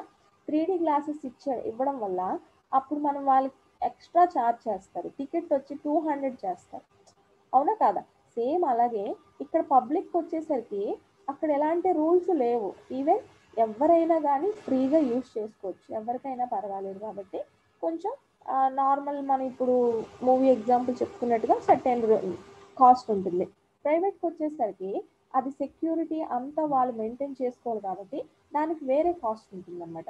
సో ఇప్పుడు మీరు ఒక బిజినెస్ చేశారనుకోండి, ప్రతిసారి ప్రైవేట్ క్లౌడే యూజ్ చేసుకుంటూ ఉండలేరు కదా, ప్రతిసారి అమౌంట్ వేస్ట్ చేస్తుంది. కొన్ని నార్మల్గా పబ్లిక్లో కూడా యూజ్ చేసే ఛాన్స్ ఉంటుంది. అంటే కొన్ని నేను ప్రైవేట్లో పెట్టుకోవాలనుకున్నాను, కొన్ని పబ్లిక్లో పెట్టుకోవాలనుకున్నాను. అప్పుడు ప్రతి దానికి ప్రైవేటే పెట్టేసుకొని అమౌంట్ ఎందుకు వేస్ట్ చేయాలి, అప్పుడు కొన్ని పబ్లిక్లో పెట్టుకోవాలి, కొన్ని ప్రైవేట్లో పెట్టుకోవాలి. సో అలాంటప్పుడు నేను యూజ్ చేసేదే హైబ్రిడ్ క్లౌడ్ అనమాట. ఓకేనా. అంటే ప్రైవేటు పబ్లిక్ రెండు కూడా మనకి ఇంక్లూడ్ అవుతాయి ఇందులో. అంటే కొన్ని సర్వీసెస్కి మనం పబ్లిక్ పెట్టుకోవచ్చు, కొన్ని సర్వీసెస్కి ప్రైవేట్ పెట్టుకోవచ్చు. ఓకేనా. నెక్స్ట్ ఇక్కడ మనకు ఉన్నది ఏంటంటే కమ్యూనిటీ. కమ్యూనిటీకి వచ్చేసరికి చూడండి, ఇదేంటంటే చాలా ఆర్గనైజేషన్స్ మనకి కమ్యూనిటీ మోడల్ కూడా యూజ్ చేస్తారండి, టైప్ కూడా. ఎందుకు అంటే ఇదేంటంటే ఎక్స్టర్నల్గా కూడా హాస్ట్ చేసుకోవచ్చు, ఇంటర్నల్గా కూడా హాస్ట్ చేసుకోవచ్చు. సింగిల్ ఆర్గనైజేషన్ అయినా హాస్ట్ చేసుకోవచ్చు, మల్టిపుల్ ఆర్గనైజేషన్స్. అందుకనే మనం చూడండి, కమ్యూనిటీ అనే వర్డ్ ఎక్కువగా ఎక్కడ వింటూ ఉంటాం, కొంచెం చూడండి ఆ కమ్యూనిటీ అని ఎక్కడ వింటూ ఉంటాం అంటే, ఇప్పుడు ఏదైనా మనం ఒక ప్లేస్ తీసుకున్నాం అనుకోండి, అందులో మనం కమ్యూనిటీ అని వింటూ ఉంటాం. ఈ కమ్యూనిటీలో ఇలా చేశారు, ఆ కమ్యూనిటీలో అలా చేశారు అనుకుంటాం కదా. సేమ్ ఇక్కడ కూడా అంతే, సర్టెన్ గ్రూప్స్ ఉంటాయన్నమాట. ఆ గ్రూప్స్ అన్నీ కలిపి కమ్యూనిటీ లాగా చేంజ్ అవుతాయి, కమ్యూనిటీ లాగా ఏర్పడి వాళ్ళు ఏం చేస్తారంటే వాళ్ళందరూ కలిపి ఒకే సర్వర్ని తీసుకుంటారు అనమాట. అంటే సర్టెన్ సర్వర్ నుంచి ఆ సర్వీసెస్ని తీసుకుంటారు, క్లౌడ్ కంప్యూటింగ్ సర్వీసెస్ని. ఓకేనా. సో అలా చేయడం వల్ల ఏంటంటే ఎప్పుడైనా వీళ్ళ ఆఫీస్లో ఏదైనా, I mean for example companies community అని తీసుకున్నాను అనుకోండి, ఈ కంపెనీలో ఏదైనా ఫర్ ఎగ్జాంపుల్ ఏదైనా డ్రాబ్యాక్ వచ్చినా వాళ్ళు వేరే కంపెనీకి వెళ్ళి వర్క్ చేసుకునే ఛాన్స్ ఉంటుంది అనమాట ఆ రోజుకి. సో దాన్ని మనం కమ్యూనిటీ అని అంటాం. సో ఇలా మన కమ్యూనిటీ క్లౌడ్ కంప్యూటింగ్ టైప్ కూడా ఒకటి ఉంటుంది అనమాట. ఓకేనా. ఇప్పుడు మీకు క్లియర్గా అర్థమైంది కదా. సో మనం వితౌట్ సెక్యూరిటీ ప్రాబ్లం ఏం లేదు అనుకునేటప్పుడు మనం పబ్లిక్ క్లౌడ్ కంప్యూటింగ్ వాడతాం. లేదు, నేను తీసుకున్న డేటా, నేను యూజ్ చేసిన స్పేస్, నేను చేసిన వర్క్ అంతా కూడా సెక్యూర్డ్గా ఉండాలి, ప్రైవేట్గా ఉండాలి అనుకునేటప్పుడు you can use private cloud computing. Okay. Otherwise, if you want both the combination like private and public both, you can use hybrid. Okay. Otherwise, if you are like if your company is in a community, you can use community cloud computing. ఓకేనా. ఈ 4 models అర్థమయ్యాయి కదా. ఇక్కడ చూడండి, మనకి ఇక్కడ ప్రైవేట్కి వచ్చేసరికి high security. నేను మీకు ఆల్రెడీ చెప్పాను కదా, ఎక్కువగా మన డేటా అనేది సెక్యూర్డ్గా ఉండాలి అంటే మనం ప్రైవేట్ యూజ్ చేసుకోవచ్చు. ఎగ్జాంపుల్కి వచ్చేసరికి చూడండి, ఆల్ మేజర్ ఐటీ కంపెనీస్ అంతే కదా. మెయిన్గా సాఫ్ట్వేర్ కంపెనీస్ ఏం చేస్తాయండి, ఒకళ్ళ డేటా ఒకరికి తెలియనిస్తాయా, లేదు కదా. వాళ్ళు మ్యాక్సిమం యూజ్ చేసేది ప్రైవేట్ క్లౌడ్ అనమాట. ఓకేనా. నెక్స్ట్ వచ్చేసరికి మనకి పబ్లిక్ అంటే పేపర్ యూజ్ మోడల్. పబ్లిక్ అంటే ఎవరైనా యూజ్ చేసేసుకోవచ్చు, జస్ట్ మనం ఎంత యూజ్ చేసామో దానికి అమౌంట్ పే చేస్తే చాలు మనకి వచ్చేస్తుంది అనమాట. ఇప్పుడు నార్మల్గా మనం డైలీ లైఫ్లో తీసుకున్నాం అనుకోండి, నేను ఆల్రెడీ ఇందాక చెప్పినట్టు ఆర్కెస్ట్రా అంటే నా ఒక్కదానికి వినిపించదు కదా, ఎవరికైనా వినిపిస్తుంది. అలానే ప్రింటర్స్ ఉన్నాయి, ప్రింటర్స్ని ఎవరు యూజ్ చేస్తారు, అందరూ యూజ్ చేస్తారు. ఇన్స్టాగ్రామ్ ఉంటే ఇన్స్టాగ్రామ్ని అందరూ యూజ్ చేస్తున్నాం, ఫేస్బుక్ని అందరూ యూజ్ చేస్తున్నాం కదా. సో అలా దాన్ని పబ్లిక్ అంటాం. ఇప్పుడు ఫేస్బుక్ అంటే ఏంటి, మన ఫేస్బుక్లో ఎయిదర్ మనం ప్రైవసీ పెడితేనే అక్కడ ప్రైవసీ రూల్స్ అనేవి అప్లై అవుతాయి. అదర్వైజ్ మన పిక్చర్స్ కానీ మనం పోస్ట్ చేసే మెసేజెస్ కానీ కంప్లీట్గా వరల్డ్ వైడ్ ఎవరైనా చూడొచ్చు కదండి. సో అలా మనం పబ్లిక్ క్లౌడ్లో కూడా మనం యూజ్ చేసే డేటా ఎవరైనా చూసేయచ్చు అనమాట. ఓకేనా.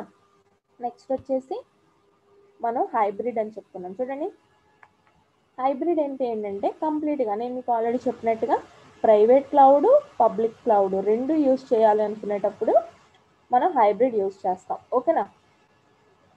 ఇదేంటి, కొన్నిసార్లు డేటా కొన్ని అప్లికేషన్స్కి డేటా సెక్యూర్ చేసుకోవాలి, కొన్ని అప్లికేషన్స్కి సెక్యూర్ చేసుకోవాల్సిన అవసరం లేదు. అలాంటప్పుడు నేను అన్నిటికీ ప్రైవేటే ఎందుకు యూజ్ చేయాలి, నేను ఏదైతే సెక్యూర్ చేసుకోవాలనుకుంటున్నానో దానికి మాత్రమే ప్రైవేట్ యూజ్ చేస్తాను, అండ్ అవసరం లేదు అనుకునేటప్పుడు పబ్లిక్ యూజ్ చేస్తాను. ఫర్ ఎగ్జాంపుల్ ఏపీఎస్ఎస్టీసీఏ తీసుకున్నాను. ఇప్పుడు ఆర్గనైజేషన్ ఉంది, ఏపీఎస్ఎస్టీసీ ఒక ఆర్గనైజేషన్ కదా, సో వాళ్ళు ఏం చేస్తారు, హైబ్రిడ్ క్లౌడ్ని యూజ్ చేస్తారు.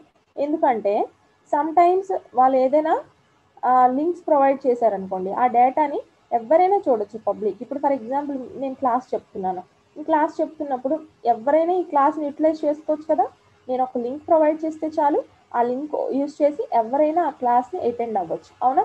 లేదు అలా కాకుండా కొన్ని అఫీషియల్ మీటింగ్స్ పెట్టుకున్నాం అనుకోండి, అఫీషియల్ మీటింగ్స్ పెట్టుకున్నప్పుడు ఏం చేస్తాం, ఓన్లీ అఫీషియల్స్ మాత్రమే అటెండ్ అవ్వాలి, అవునా.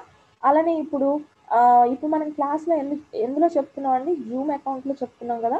సో జూమ్ అకౌంట్లో కూడా మనకు కొన్ని పర్మిషన్స్ ఉంటాయి, ఎంతవరకు సెట్ అయిన అమౌంట్ ఆఫ్ డేటా వరకు మాత్రమే మనం పబ్లిక్లో చెప్పగలం. దానికి మించి మనం వెళ్ళాము అంటే మనం we have to buy the Zoom account అనమాట. జూమ్ అకౌంట్ రైట్స్ని మనం కొనాలి, కొంటే కానీ ఆ జూమ్ అకౌంట్ అనేది వర్క్ అవ్వదు అనమాట. సేమ్ అలా మనం పబ్లిక్ ప్రైవేట్ రెండు యూజ్ చేస్తాం కాబట్టి మనం ఆర్గనైజేషన్స్లో వాటిలో కూడా ఈ హైబ్రిడ్ అనేది యూజ్ చేస్తాం. ఓకేనా, అర్థమైంది కదా. అలానే కమ్యూనిటీ అని చెప్పాను కదా, కమ్యూనిటీ అంటే ఏంటో చూద్దాం. సో ఇప్పుడు కమ్యూనిటీ అంటే ఏం చెప్తానండి, నార్మల్గా ఒకే టైప్ ఆఫ్ కమ్యూనిటీ అంటాం. ఫర్ ఎగ్జాంపుల్ ఇప్పుడు మనం బ్యాంక్స్ తీసుకున్నాం, గవర్నమెంట్ ఆర్గనైజేషన్స్ ఏమైనా తీసుకున్నాం అనుకోండి, బ్యాంక్స్ అన్నీ ఒకేలాగా వర్క్ అవుతాయి కదా, ఒక్కొక్క బ్యాంక్ ఒక్కొక్కలాగా వర్క్ అవ్వవు కదా. బ్యాంక్స్కి నేమ్స్ అయితే మారుతాయి కానీ ఈచ్ అండ్ ఎవ్రీ బ్యాంక్ చేసేది ఒకే వర్క్. అలానే ఏమైనా గవర్నమెంట్ ఆర్గనైజేషన్ తీసుకోండి, ఆ గవర్నమెంట్ ఆర్గనైజేషన్లో కూడా each and every government organisation ఒకేలాగా వర్క్ అవుతుంది, రూల్స్ సేమే ఉంటాయి. సో అలాంటప్పుడు వాళ్ళు ఈ కమ్యూనిటీ క్లౌడ్ కంప్యూటింగ్ మాడ్యూల్ టైప్ని యూజ్ చేసుకోవచ్చు అనమాట. ఓకేనా, అర్థమైంది కదా. ఇప్పుడు టైప్స్ ఆఫ్ క్లౌడ్ కంప్యూటింగ్ అంటే ఇప్పటివరకు మనం క్లౌడ్ కంప్యూటింగ్ సర్వీసెస్ నేర్చుకున్నాం, అలానే మోడల్స్ నేర్చుకున్నాం, అలానే క్లౌడ్ కంప్యూటింగ్లో టైప్స్ కూడా నేర్చుకున్నాం. ఇప్పుడు మనం నేర్చుకోబోయేది ఏంటంటే relation between services and types of cloud computing. ఓకేనా. సో ఇప్పుడు సర్వీసెస్కి ఈ టైప్స్ ఆఫ్ క్లౌడ్ కంప్యూటింగ్కి మధ్యలో రిలేషన్ ఏంటి. ఇప్పుడు సర్వీసెస్ అంటే ఏం చెప్పుకున్నాం అండి, శాస్, ప్యాస్, ఇయాస్ అని చెప్పుకున్నాం, అవునా. సాఫ్ట్వేర్ యాజ్ ఎ సర్వీస్, అలానే ప్లాట్ఫామ్ యాజ్ ఎ సర్వీస్, అలానే ఇన్ఫ్రాస్ట్రక్చర్ యాజ్ ఎ సర్వీస్ అని చెప్పుకున్నాం కదా. సో అలానే మనం టైప్స్ ఏం చెప్పుకున్నాం, ప్రైవేట్, పబ్లిక్, హైబ్రిడ్, కమ్యూనిటీ అని చెప్పుకున్నాం. సో ఇప్పుడు ఈ సర్వీసెస్ ఏ టైప్స్లో యూజ్ చేస్తాం అనేది చూద్దాం. చూడండి, మనకి ఇటువైపు లెఫ్ట్లో ఉన్నవి సర్వీస్ మోడల్స్, ఓకేనా. అలానే రైట్లో ఉన్నవి డిప్లాయ్మెంట్ మోడల్స్. డిప్లాయ్మెంట్ మోడల్స్ అంటే ఇప్పుడు మనం చెప్పుకున్నవేనండి, టైప్స్ని, క్లౌడ్ కంప్యూటింగ్ టైప్స్ని మనం ఏమంటాం అంటే డిప్లాయ్మెంట్ మోడల్స్ అని కూడా అంటాం. సమ్ టైమ్స్ ఎవరైనా మీకు క్వశ్చన్ అడగొచ్చు, tell me the deployment models of cloud computing అనగానే మీరు కన్ఫ్యూజ్ అవ్వద్దు, టైప్స్నే మనం డిప్లాయ్మెంట్ మోడల్స్ అని కూడా అంటామండి. ఓకేనా. సో ఇక్కడికి వచ్చేసరికి ఫస్ట్ మనం ఏం చెప్పుకున్నాం, ఇన్ఫ్రాస్ట్రక్చర్ యాజ్ ఎ సర్వీస్ అని చెప్తున్నాం కదా. ఇన్ఫ్రాస్ట్రక్చర్ యాజ్ ఎ సర్వీస్ అనేది మనం ప్రైవేట్ క్లౌడ్లో యూజ్ చేయొచ్చు, కమ్యూనిటీ క్లౌడ్లో యూజ్ చేయొచ్చు, పబ్లిక్ క్లౌడ్లో కూడా యూజ్ చేయొచ్చు అండి. ఓకేనా. అలానే ప్లాట్ఫామ్ యాజ్ ఎ సర్వీస్ అని చెప్పాను కదా, ప్లాట్ఫామ్ యాజ్ ఎ సర్వీస్ మనం 3 టైప్స్లో యూజ్ చేయొచ్చు, కమ్యూనిటీ క్లౌడ్లో యూజ్ చేయొచ్చు, పబ్లిక్ క్లౌడ్లో యూజ్ చేయొచ్చు, హైబ్రిడ్ క్లౌడ్లో యూజ్ చేయొచ్చు. ఓకేనా.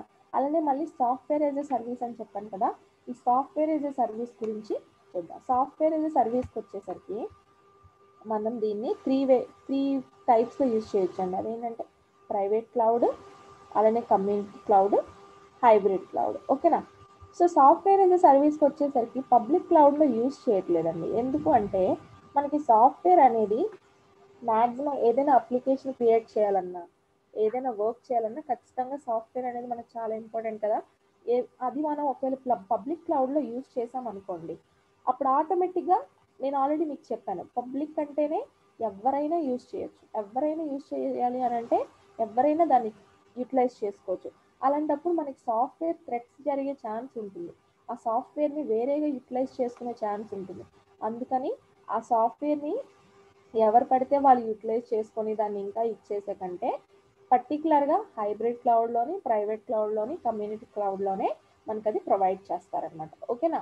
అలానే ప్లాట్ఫామ్ యాజ్ ఎ సర్వీస్కి వచ్చేసరికి మనకి చూడండి ప్రైవేట్ క్లౌడ్లో లేదు. ప్రైవేట్ క్లౌడ్లో ఎందుకు ప్లాట్ఫామ్ యాజ్ ఎ సర్వీస్ లేదు అంటే ఇక్కడ మనం ప్రైవేట్ క్లౌడ్ అంటే ఏం చెప్తున్నాం? ప్రైవేట్ క్లౌడ్ అంటే పర్టికులర్గా మనకి సెక్యూరిటీ ఇష్యూస్ రాకుండా ఉండాలి అంటేనే మనం ప్రైవేట్ క్లౌడ్ యూజ్ చేయాలని చెప్పాను కదా. సో ప్లాట్ఫామ్ వచ్చేసరికి ప్లాట్ఫామ్ ప్రొవైడ్ చేసేటప్పుడు ఖచ్చితంగా సెక్యూరిటీ ఇష్యూ ఉంటుందండి. ఎందుకంటే మనకి ఇప్పుడు చూడండి ప్లాట్ఫామ్ అంటే మనం ఒక్కలమే యూజ్ చేసుకోం కదా, ఎవరైనా యూజ్ చేసుకోవచ్చు. లేదు నాకు ఆ ప్లాట్ఫామే కావాలి, నేను ఒక్కదాన్నే యూజ్ చేస్తూ, నేను రెస్టారెంట్ ఎగ్జాంపుల్ చెప్పాను మీకు. నేను ఆ రెస్టారెంట్కి వెళ్ళి నేను ఒక్కదాన్నే తినాలి అంటే కుదురుతుందా? లేదు. ఆ రెస్టారెంట్ ఎందుకు వాళ్ళు బిల్డ్ చేశారంటే కస్టమర్స్ ఎవరైనా వచ్చి యూజ్ చేసుకుంటారని, అవును కాదా? సో ఇక్కడ నీకు ప్రైవేట్ క్లౌడే కావాలంటే కుదరదు. అందుకని అది కమ్యూనిటీ, పబ్లిక్, హైబ్రిడ్కి మాత్రమే ప్రొవైడ్ చేశారు. అలానే ఇన్ఫ్రాస్ట్రక్చర్ యాజ్ సర్వీస్ వచ్చేసరికి మనకి private cloud, community cloud, public క్లౌడ్కి ప్రొవైడ్ చేశారు. ఓకేనా. సో ఇలా మనం ఒక్కొక్క సర్వీస్ మోడల్ని ఈ టైప్స్లో యూజ్ చేసుకోవచ్చు. ఓకేనా. ఇప్పుడు మీకు క్లియర్గా అర్థమైంది కదా. అలానే మనం నెక్స్ట్ నేర్చుకోబోయే టాపిక్ ఏంటంటే అడ్వాంటేజెస్ ఆఫ్ క్లౌడ్ కంప్యూటింగ్ అండి. అడ్వాంటేజెస్ ఆఫ్ క్లౌడ్ కంప్యూటింగ్ ఏంటనేది చూద్దాం. చూడండి నేను మీకు ఆల్రెడీ చెప్పాను, క్లౌడ్ కంప్యూటింగ్ అంటేనే మనకు చాలా అడ్వాంటేజెస్ ఉన్నాయి. ఎందుకు? మనం అమౌంట్ వేరేగా పెట్టుకొని సర్వర్స్ కొనాల్సిన అవసరం లేదు. అలానే ఆ సర్వర్స్ బ్రేక్ డౌన్ అయిపోతే వాటిని బాగు చేయడానికి మళ్ళీ అమౌంట్ పెట్టాల్సిన అవసరం లేదు. అలానే మళ్ళీ సర్వర్స్ని మెయింటైన్ చేయడానికి మనం మళ్ళీ మనుషులు పెట్టుకొని వాళ్ళని రిక్రూట్మెంట్ చేసుకోవాల్సిన అవసరం కూడా లేదు, అవునా. అలానే మనం ఎప్పుడు ఎంత అమౌంట్ ఆఫ్ డేటా కావాలనుకుంటే అంత అమౌంట్ ఆఫ్ డేటా యూజ్ చేసుకోవచ్చు. అట్ ది సేమ్ టైం మనం ఎంత యూజ్ చేసామో అంతకు మాత్రమే అమౌంట్ పే చేయొచ్చు, అవునా. ఇవన్నీ మనకి అడ్వాంటేజెస్ కదా. సో ఇప్పుడు చూడండి క్లౌడ్ బెనిఫిట్స్ అని చెప్పేసి ఈజీలీ అప్గ్రేడెడ్ అండి. ఫస్ట్ అడ్వాంటేజ్ ఏంటంటే ఈజీగా అప్గ్రేడ్ అయిపోతుందండి మన క్లౌడ్ సర్వీసెస్ అనేది. అంటే మనం ఎక్కడి నుంచి ఎక్కడికైనా అప్గ్రేడ్ చేసుకోవచ్చు. అంటే ఈజీగా అప్గ్రేడ్ అంటే సింపుల్గా చెప్పాలంటే ఈరోజు నేను నా బిజినెస్కి సంబంధించి ఒక 250 ఆర్ 200 టీబీస్ యూజ్ చేశాను అనుకోండి డేటా. రేపు నా బిజినెస్కి వచ్చేసరికి ఇంకా ఎక్కువ యూజ్ చేయాల్సి రావచ్చు. సో అప్పుడు నేను ఈజీగా అప్గ్రేడ్ చేసేసుకోవచ్చు అనమాట. అక్కడికి ఏ రోజు ఎంత అమౌంట్ ఆఫ్ డేటా కావాలనుకుంటే అంత అమౌంట్ ఆఫ్ డేటాకి నేను అప్గ్రేడ్ అయిపోవచ్చు. దానికి మళ్ళీ వేరేగా పర్మిషన్స్, మళ్ళీ వేరే క్లౌడ్ కంప్యూటింగ్ సర్వీస్కి వెళ్ళి మళ్ళీ వేరే దానిలో నేను అమౌంట్ పే చేయకుండా నేను ఏ సర్వీస్ మోడల్ అయితే యూజ్ చేస్తున్నానో దాన్నే నేను నాకు నచ్చినట్టుగా అప్గ్రేడ్ చేసేసుకోవచ్చు అనమాట. ఓకేనా.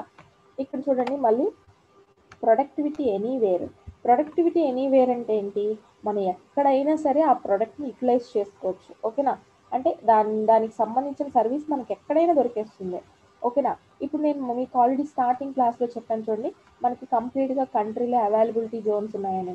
అంటే ఇప్పుడు నేను చైనా నుంచి కావాలనుకుంటే క్లౌడ్ కంప్యూటింగ్ సర్వీస్ని యూటిలైజ్ చేసుకోవచ్చు, అమెరికా నుంచి కావాలనుకుంటే యూటిలైజ్ చేసుకోవచ్చు, జపాన్ నుంచి కావాలంటే యూటిలైజ్ చేసుకోవచ్చు. నేను ఇక్కడే పర్టికులర్గా వేరే ఈ ప్లేస్ నుంచే యూటిలైజ్ చేసుకోవాలని మాత్రం రూల్ లేదండి. సడన్గా నాకు ఒక క్లౌడ్ కంప్యూటింగ్ సర్వీస్లో స్పేస్ దొరకలేదు అనుకోండి, ట్రాఫిక్ ఎక్కువ, నేను వెంటనే వేరొక క్లౌడ్ కంప్యూటింగ్ సర్వీస్ నుంచి అదే అమౌంట్ పే చేసుకొని సర్వీస్ అనేది యూజ్ చేసుకోవచ్చు అనమాట. ఓకేనా.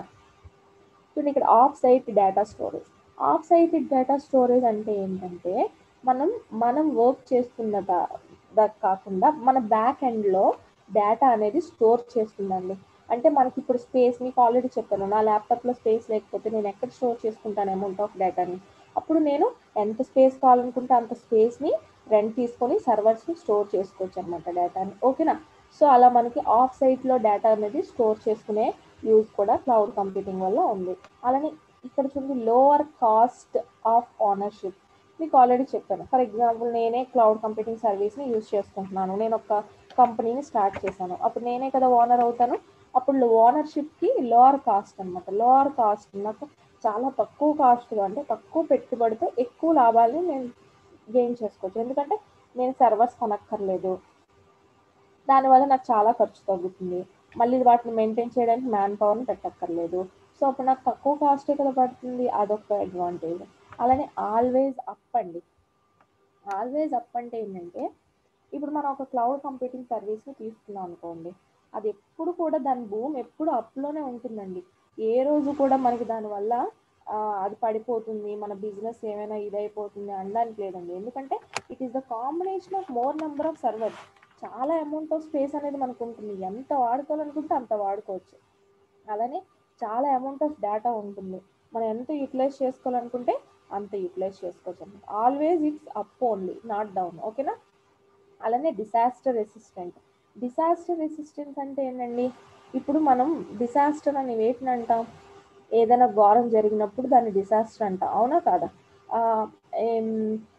ఇప్పుడు ఇలాగే మన ఒక బిజినెస్ మనం ఏదైనా, ఫర్ ఎగ్జాంపుల్ నేను ఒక సర్వర్ని కొనుక్కొని ఒక బిజినెస్ స్టార్ట్ చేశాను, అది బ్రేక్ డౌన్ అయిపోయింది అనుకోండి, అది నాకు డిజాస్టరే కదా. సో అప్పుడు ఏం చేస్తాను, మళ్ళీ నేను దానికి అమౌంట్ పే చేసుకోవాలి, లేకపోతే దాన్ని మెయింటైన్ చేయాలి, దాన్ని బాగు చేయడానికి మళ్ళీ నాకు చాలా అమౌంట్ అనేది ఖర్చు అవ్వచ్చు.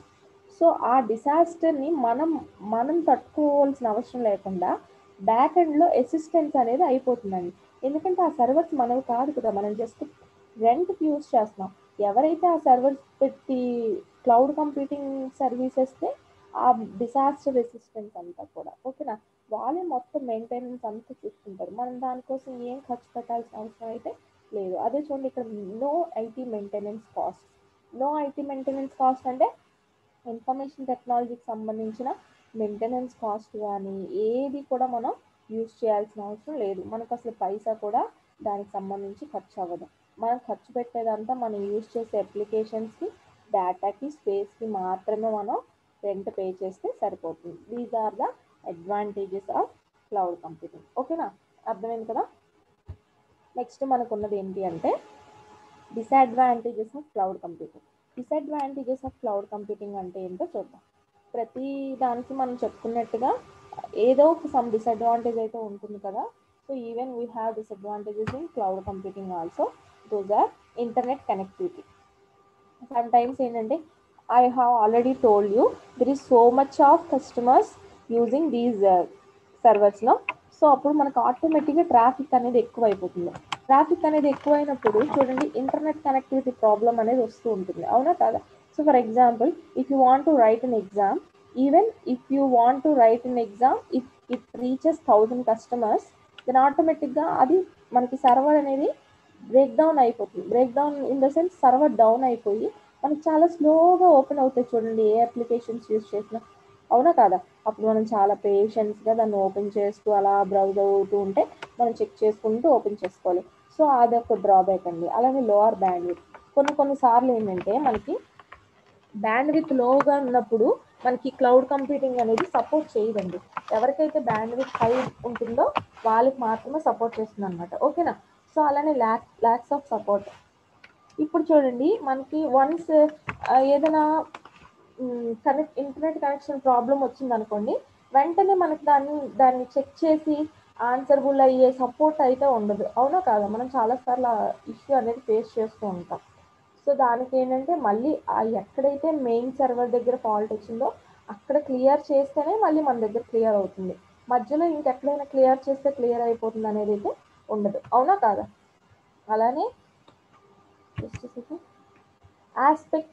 ఎఫెక్ట్ ఆఫ్ స్పీడ్ అండి. ఎఫెక్ట్ ఆఫ్ స్పీడ్ చూసారా, కొన్నిసార్లు మనకి ఒక్కొక్కసారి హై స్పీడ్ ఇంటర్నెట్ అనేది వస్తూ ఉంటుంది, ఒక్కొక్కసారి లో స్పీడ్ ఇంటర్నెట్ అనేది వస్తుంది, అవునా? సో ఆ స్పీడ్ వల్ల కూడా మనం కొన్నిసార్లు ప్రాబ్లమ్ ఫేస్ చేస్తూ ఉంటాం. అలానే సెక్యూరిటీ ఇష్యూస్ చూసారా, మీకు ఆల్రెడీ చెప్పాను, మనం ఎప్పుడైనా పబ్లిక్ క్లౌడ్ యూజ్ చేస్తున్నాం అనుకోండి, దానిలో చాలా సెక్యూరిటీ ఇష్యూస్ వచ్చే ఛాన్స్ ఉంటుంది. ఎందుకంటే అది పబ్లిక్లో యూజ్ చేస్తున్నాం, మనం పబ్లిక్గా యూజ్ చేస్తున్నాం కాబట్టి చాలామంది దాన్ని యూటిలైజ్ చేసుకునే ఛాన్స్, అంటే దాన్ని కాజేసే ఛాన్స్ ఉంటాయి. ఇప్పుడు ఫర్ ఎగ్జాంపుల్ మనం చాలా చూస్తుంటాం, మన సిస్టమ్స్ హ్యాక్ అయిపోవడం, మొబైల్స్ హ్యాక్ అయిపోవడం, ఇవన్నీ అవుతుంటాయి. అంటే ఏంటి, ఇవన్నీ సెక్యూరిటీ ఇష్యూస్ అనమాట, ఓకేనా? అలానే అగ్రిమెంట్స్కి వచ్చేసరికి, ఇప్పుడు క్లౌడ్ కంప్యూటింగ్కి వచ్చేసరికి మనకు కొన్ని అగ్రిమెంట్స్ ఉంటాయండి. ఆ అగ్రిమెంట్స్ చేసుకునేటప్పుడు ఆ అగ్రిమెంట్స్ వర్క్ మాత్రమే మనకు అది సపోర్ట్ చేస్తుంది. ఆ అగ్రిమెంట్కి మించి బియాండ్ ఏదైనా మనం చేయాలనుకుంటే అది మనకి సపోర్ట్ చేయదు అనమాట క్లౌడ్ కంప్యూటింగ్ సర్వీస్. ఇవన్నీ కూడా మనకి కొంచెం disadvantages of cloud computing. And variation is cost అనేది కూడా మనకు ఒక డిసడ్వాంటేజ్ అండి. అంటే ఏంటంటే మామూలుగా అయితే మనం ఎంత యూజ్ చేస్తే అంతే పే చేస్తాం, కానీ కొన్నిసార్లు పబ్లిక్ వచ్చేసరికి ఒక కాస్ట్ ఉంటుంది, ప్రైవేట్కి వచ్చేసరికి సెక్యూరిటీ కావాలంటే ఇంకొంచెం హై కాస్ట్ ఉండొచ్చు. సో ఇలా కాస్ట్లో వేరియేషన్ అనేది కూడా మనకి ఇక్కడ డిసడ్వాంటేజ్. ఓకేనా? సో ఇది కంప్లీట్గా మనకి క్లౌడ్ కంప్యూటింగ్ అండి. సో ఐ హోప్ మీకు క్లౌడ్ కంప్యూటింగ్ క్లియర్గా అర్థమైందని అనుకుంటున్నాను. ఏం లేదండి, అసలు మనం యూజ్ చేస్తున్న క్లౌడ్ కంప్యూటింగ్ ఎన్ని వేస్లో యూజ్ చేస్తున్నాం, దానిలో ఎన్ని టైప్స్ ఉన్నాయి, అదంతా కూడా మనం ఇప్పుడు క్లియర్గా ఒక ప్రెజెంటేషన్లో చూసాం. ఓకేనా? సో ఇప్పుడు నేనైతే ఒకసారి స్క్రీన్ స్టాప్ చేస్తానండి.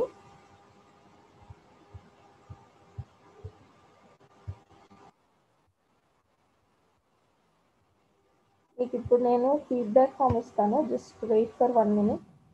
ఒక్క నిమిషం వెయిట్ చేయండి.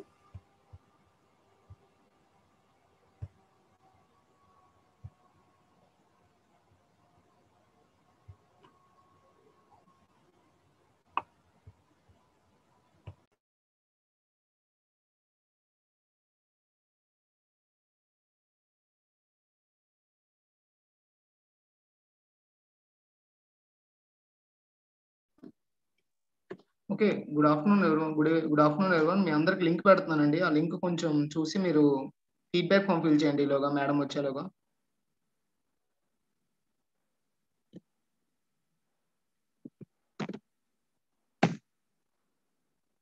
ప్లీజ్ అందరూ కొంచెం మెసేజెస్ ఆపండి.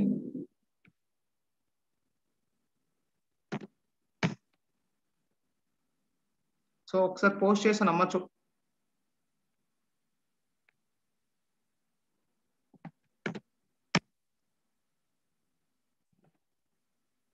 చూడండి మీకు పోస్ట్ చేశాను. సో ఫీడ్బ్యాక్ ఫామ్ ఫిల్ చేయండి అమ్మా ప్రతి ఒక్కరు కూడా.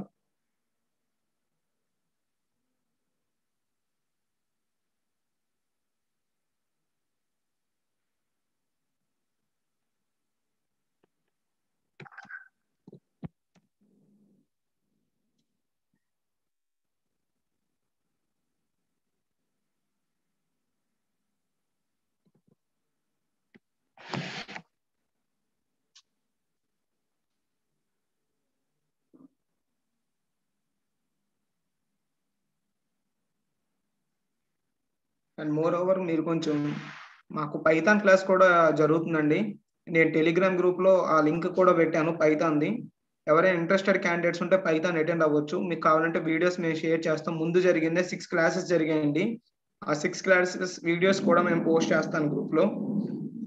ఎవరైనా ఇంట్రెస్టెడ్ క్యాండిడేట్స్ ఉంటే వాళ్ళు జాయిన్ అవ్వచ్చు పైథాన్కి. విత్ బేసిక్స్ అండి, స్టార్టింగ్ బేసిక్స్ నుండి మేము స్టార్ట్ చేసాం పైథాన్.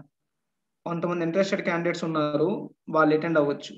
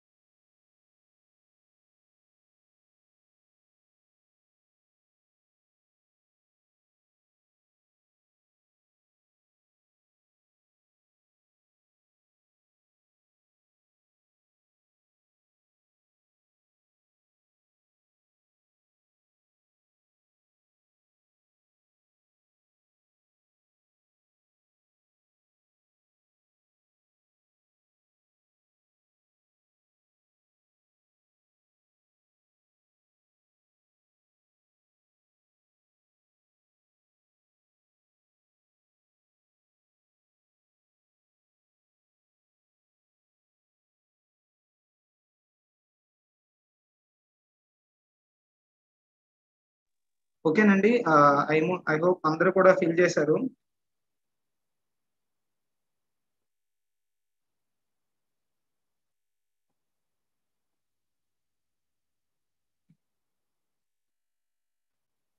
ఇంకా చాలా మంది ఫిల్ చేయాలండి, కొంచెం ఫాస్ట్ గా ఫిల్ చేయండి సో దట్ మనం క్లాస్ కంటిన్యూ చేద్దాం ఫాస్ట్ గా.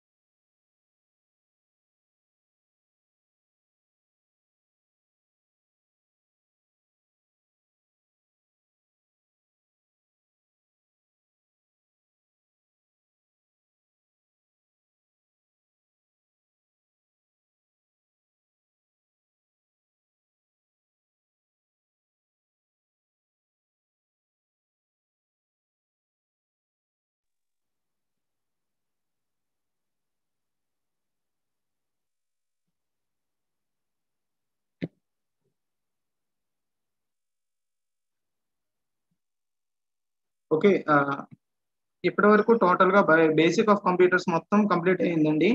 ద బేసిక్ ఆఫ్ కంప్యూటర్స్ లో టోటల్ గా basic computer basics and cloud computing కూడా కంప్లీట్ చేసాం. ఇప్పుడు నెక్స్ట్ వచ్చే టాపిక్ ఏమో సైబర్ సెక్యూరిటీ. సైబర్ సెక్యూరిటీ గురించి ఇప్పుడు మేడం మీకు కంటిన్యూ చేస్తారు. అండ్ మెయిన్ గా వన్ థింగ్ అండి, ఇప్పుడు ఇది అయిపోయిన తర్వాత బేసిక్ అయితే యాక్చువల్గా మీకు అకౌంట్స్ క్రియేట్ చేసిన తర్వాత ఈ సైబర్స్ ఏదైతే బేసిక్ కంప్యూటర్స్ దానిలో ఒక మాడ్యూల్ ఉంది, ఆ మాడ్యూల్ కంప్లీట్ అయిన తర్వాత ఇమీడియట్ గా దానిలో టెస్ట్ అవుట్ ఉంటుంది. అంటే మీకు అకౌంట్స్ క్రియేట్ చేసిన తర్వాత ఏం చేస్తామంటే దానిలో మీరు ఓపెన్ చేశాక ఫస్ట్ మాడ్యూల్లో మీకు కొన్ని లెసన్స్ వస్తాయండి. అంటే టాపిక్స్ వైజ్ మీకు వీడియోస్ అన్ని చూపిస్తుంటారు. ఓకేనా, ఆ వీడియోస్ ని బేస్ చేసుకొని మీకు ఎగ్జామ్ అంటే వీడియోస్ లో ఏంటైతే సబ్జెక్ట్ చెప్పారో ఇప్పుడు మేము చెప్పిన సబ్జెక్ట్స్ మాక్సిమం కవర్ అవుతాయి దాంట్లో. ఆ సబ్జెక్ట్ ని బేస్ చేసుకొని కొన్ని క్వశ్చన్స్ మీకు అడుగుతారు, దాన్ని మీరు ఆన్సర్ చేయాలి. ఆన్సర్ చేసిన తర్వాత అక్కడ మీకు ఒక బ్యాచ్ కంప్లీట్ అయినట్టు చూపిస్తుంది. అలాగా టోటల్ గా ఎన్ని బ్యాచెస్, మొత్తం 5 మాడ్యూల్స్ కదా, 5 బ్యాచెస్, అలా 5 బ్యాచెస్ కంప్లీట్ చేస్తే మీకు AWS క్లౌడ్ లిటరసీ అనే సర్టిఫికేట్ అనేది ఆటోమేటిక్ గా అక్కడ ఆ అకౌంట్ లో జనరేట్ అవుతుంది. అది మీరు డౌన్లోడ్ చేసుకోవచ్చు. ఆ ఆపర్చునిటీ దానిలో ఉందండి. అది మేము ఇప్పుడు మనం క్లౌడ్ లిటరసీ అనేది మన కోర్స్, అలా మీకు ఆ సర్టిఫికేట్ వస్తుంది. At the same time final గా మేము కూడా ఎగ్జామ్ పెడతాం. మేము ఎగ్జామ్ పెట్టిన తర్వాత మీకు ఒక మీ APSSDC నుండి కూడా మీకు సర్టిఫికేట్ ఇస్తాం. సో మీకు 2 సర్టిఫికేట్స్ వస్తాయండి దీనిలో, క్లౌడ్ లిటరసీ సర్టిఫికేట్ ఒకటి, APSSDC సర్టిఫికేట్ ఒకటి. మీరు డోంట్ వరీ, మీకు అందరికీ దగ్గర కూడా మేము డీటెయిల్స్ తీసుకుంటాం. ఇంకో 2 మాడ్యూల్స్ 3 మాడ్యూల్స్ కంప్లీట్ అయిన తర్వాత ఆటోమేటిక్ గా మీకు ఒక లింక్ పెడతాం. ఆ లింక్ ద్వారా మీ డీటెయిల్స్ అన్ని ఫిల్ చేస్తే అకౌంట్ క్రియేషన్ కోసం అండి. ఓకేనా, దానిలో మీ ఆధార్ నెంబర్ కూడా డీటెయిల్ అడుగుతుంది కంపల్సరీగా.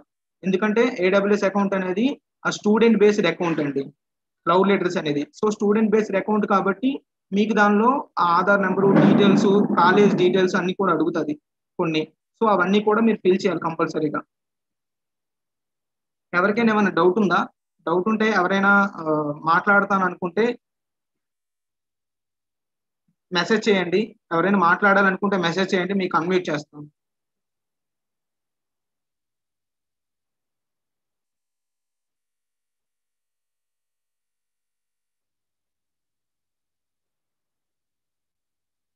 ఓకేనండి, మీకు అన్మ్యూట్ చేస్తాను సంతోష్ గారు.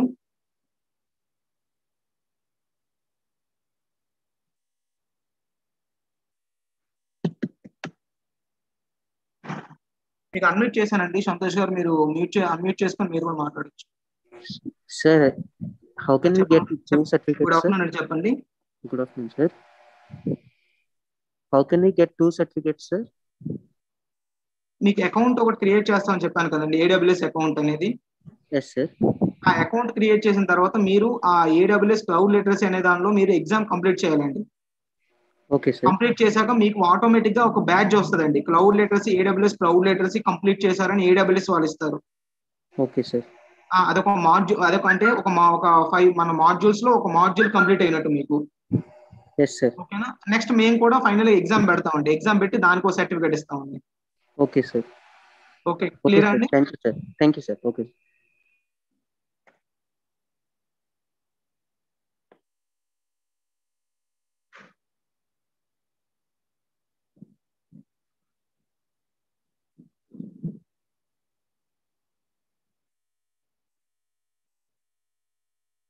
టెలిగ్రామ్ లింక్ సెండ్ చేస్తానండి, డోంట్ వరీ.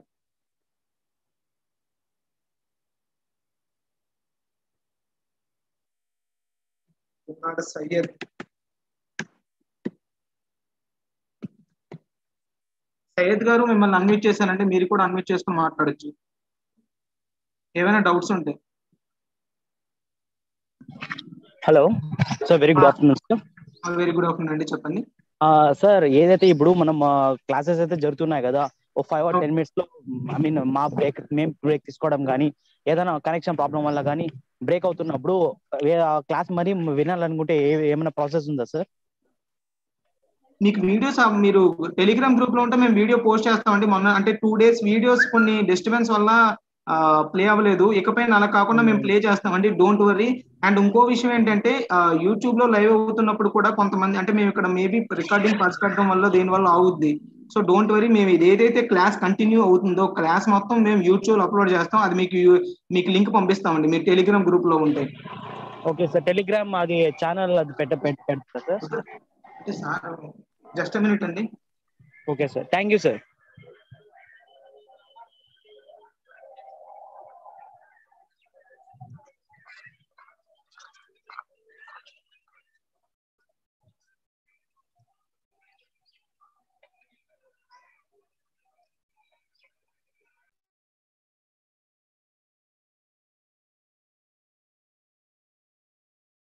థ్యాంక్ యూ అండి.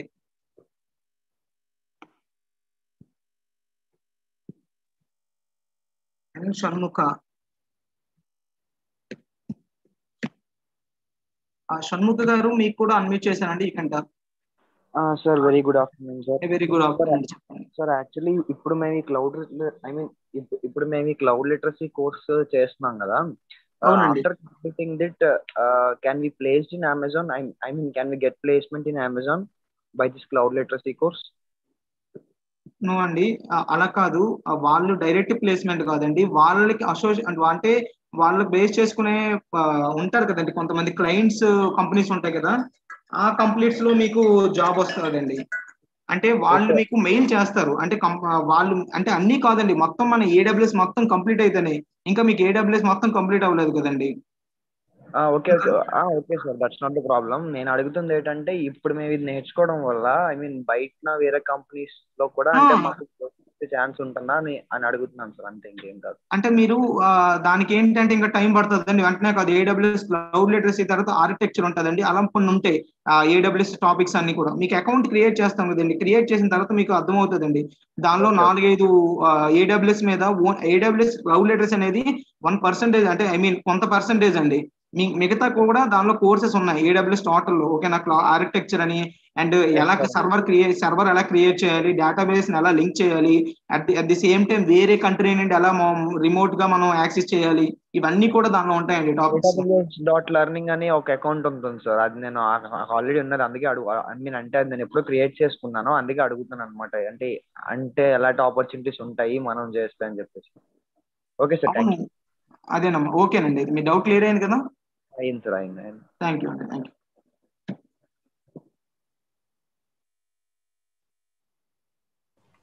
Okay, thank you sir, thank you for your valuable time. Okay అమ్మా, మీరు ఫీడ్బ్యాక్ కంప్లీట్ అయింది అంటే I start the class.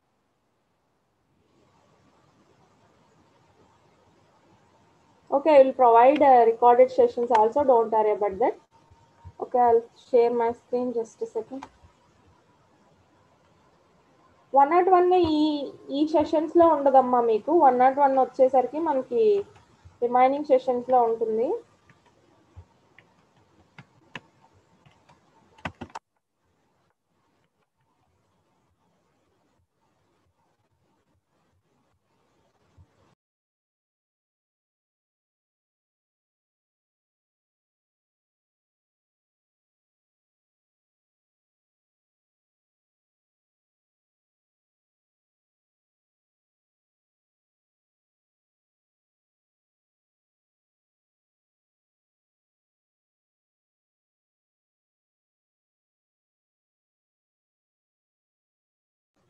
Okay, just wait for 1 minute. ఇక్కడ నా స్క్రీన్ కొంచెం స్టక్ అయిందండి, please wait for 1 minute.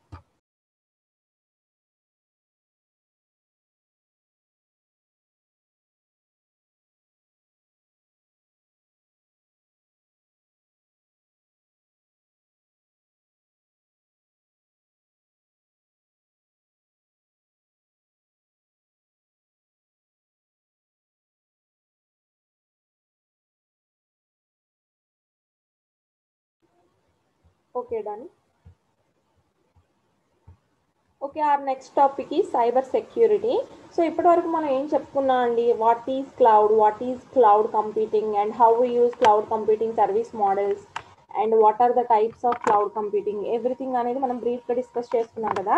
When it comes to second topic, so మనకి first నేను ఆల్రెడీ మీకు స్టార్టింగ్ ఇంట్రడక్షన్ క్లాస్లో చెప్పాను, we have total 5 modules. 5 modules first module మనకి ఏంటండి, ఫస్ట్ మాడ్యూల్ వచ్చేసరికి మనకి కంప్యూటర్ బేసిక్స్. ఓకేనా, కంప్యూటర్ బేసిక్స్ అనేది మనం కంప్లీట్ చేసేసుకున్నాం. ఓకేనా, so in second topic we have cyber security. So మన సెకండ్ మాడ్యూల్కి ఎంటర్ అయ్యాం.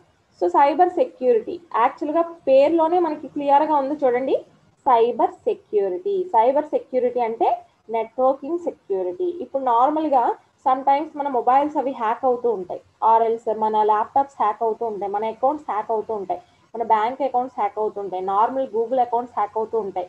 సో ఇవన్నీ ఎందుకు హ్యాక్ అవుతూ ఉంటాయంటే there is some type of attacks అండి, సైబర్ అటాక్స్ అని ఉంటాయన్నమాట. సో ఆ సైబర్ అటాక్ చేసే వాళ్ళు ఏం చేస్తారంటే మన అకౌంట్స్ని హ్యాక్ చేసుకొని దానిలో ఉండే అమౌంట్ తీసుకోవడం, లేకపోతే దానిలో ఉండే ఇంపార్టెంట్ డేటాని తీసేసుకోవడం, అలా చేస్తూ ఉంటారనమాట. సో అలా చేయకుండా we have to maintain some cyber security అనమాట.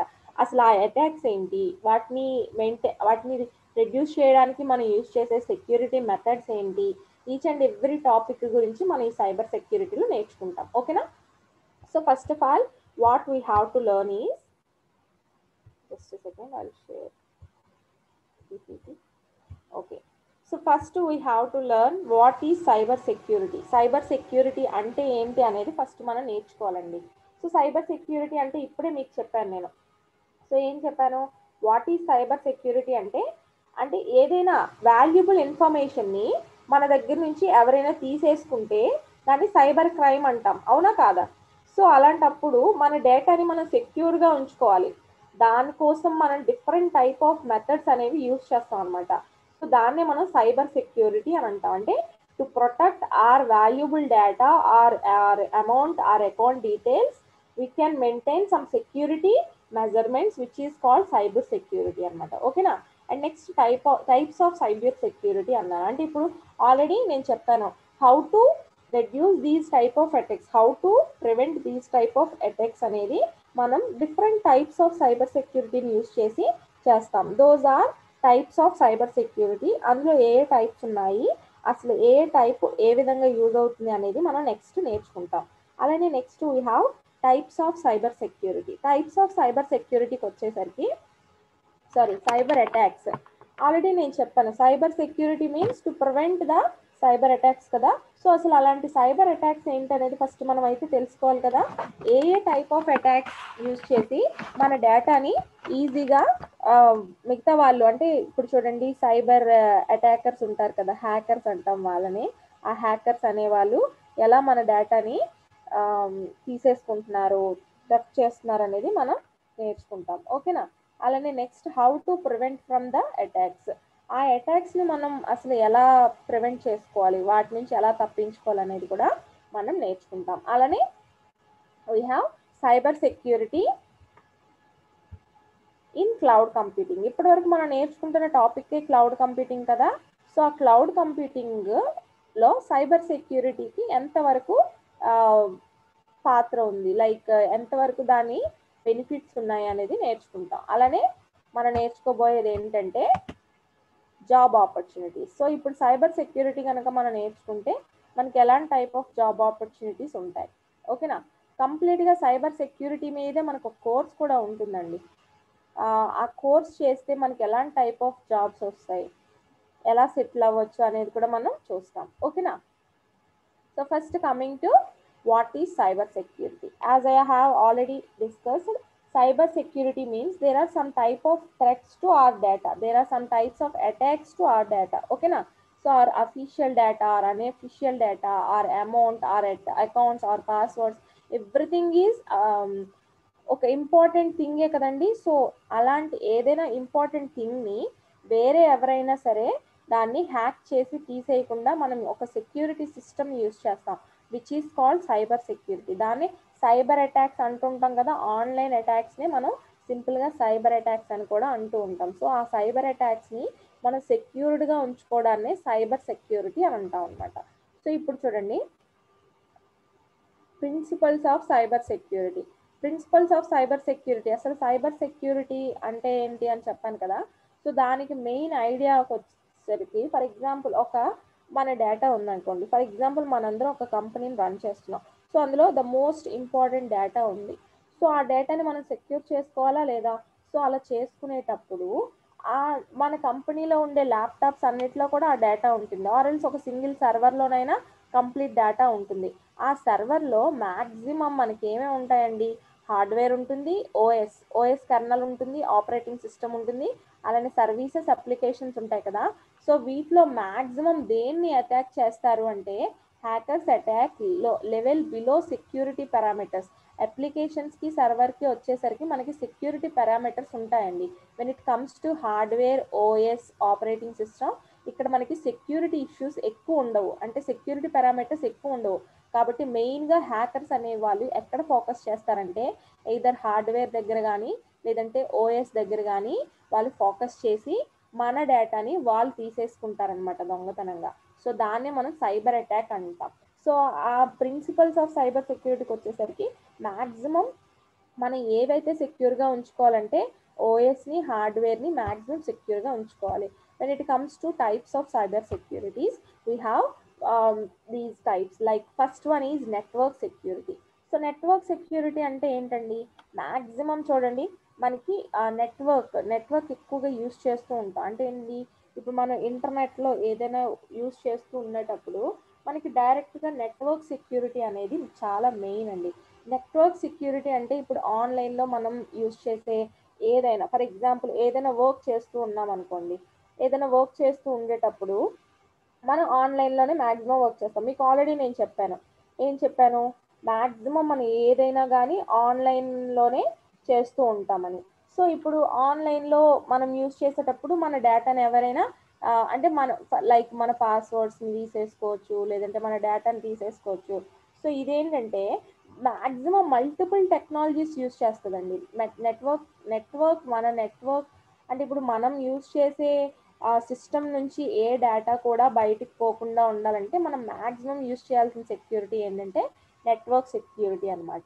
ఇదేంటంటే మల్టిపుల్ టెక్నాలజీస్ని యూస్ చేస్తుంది.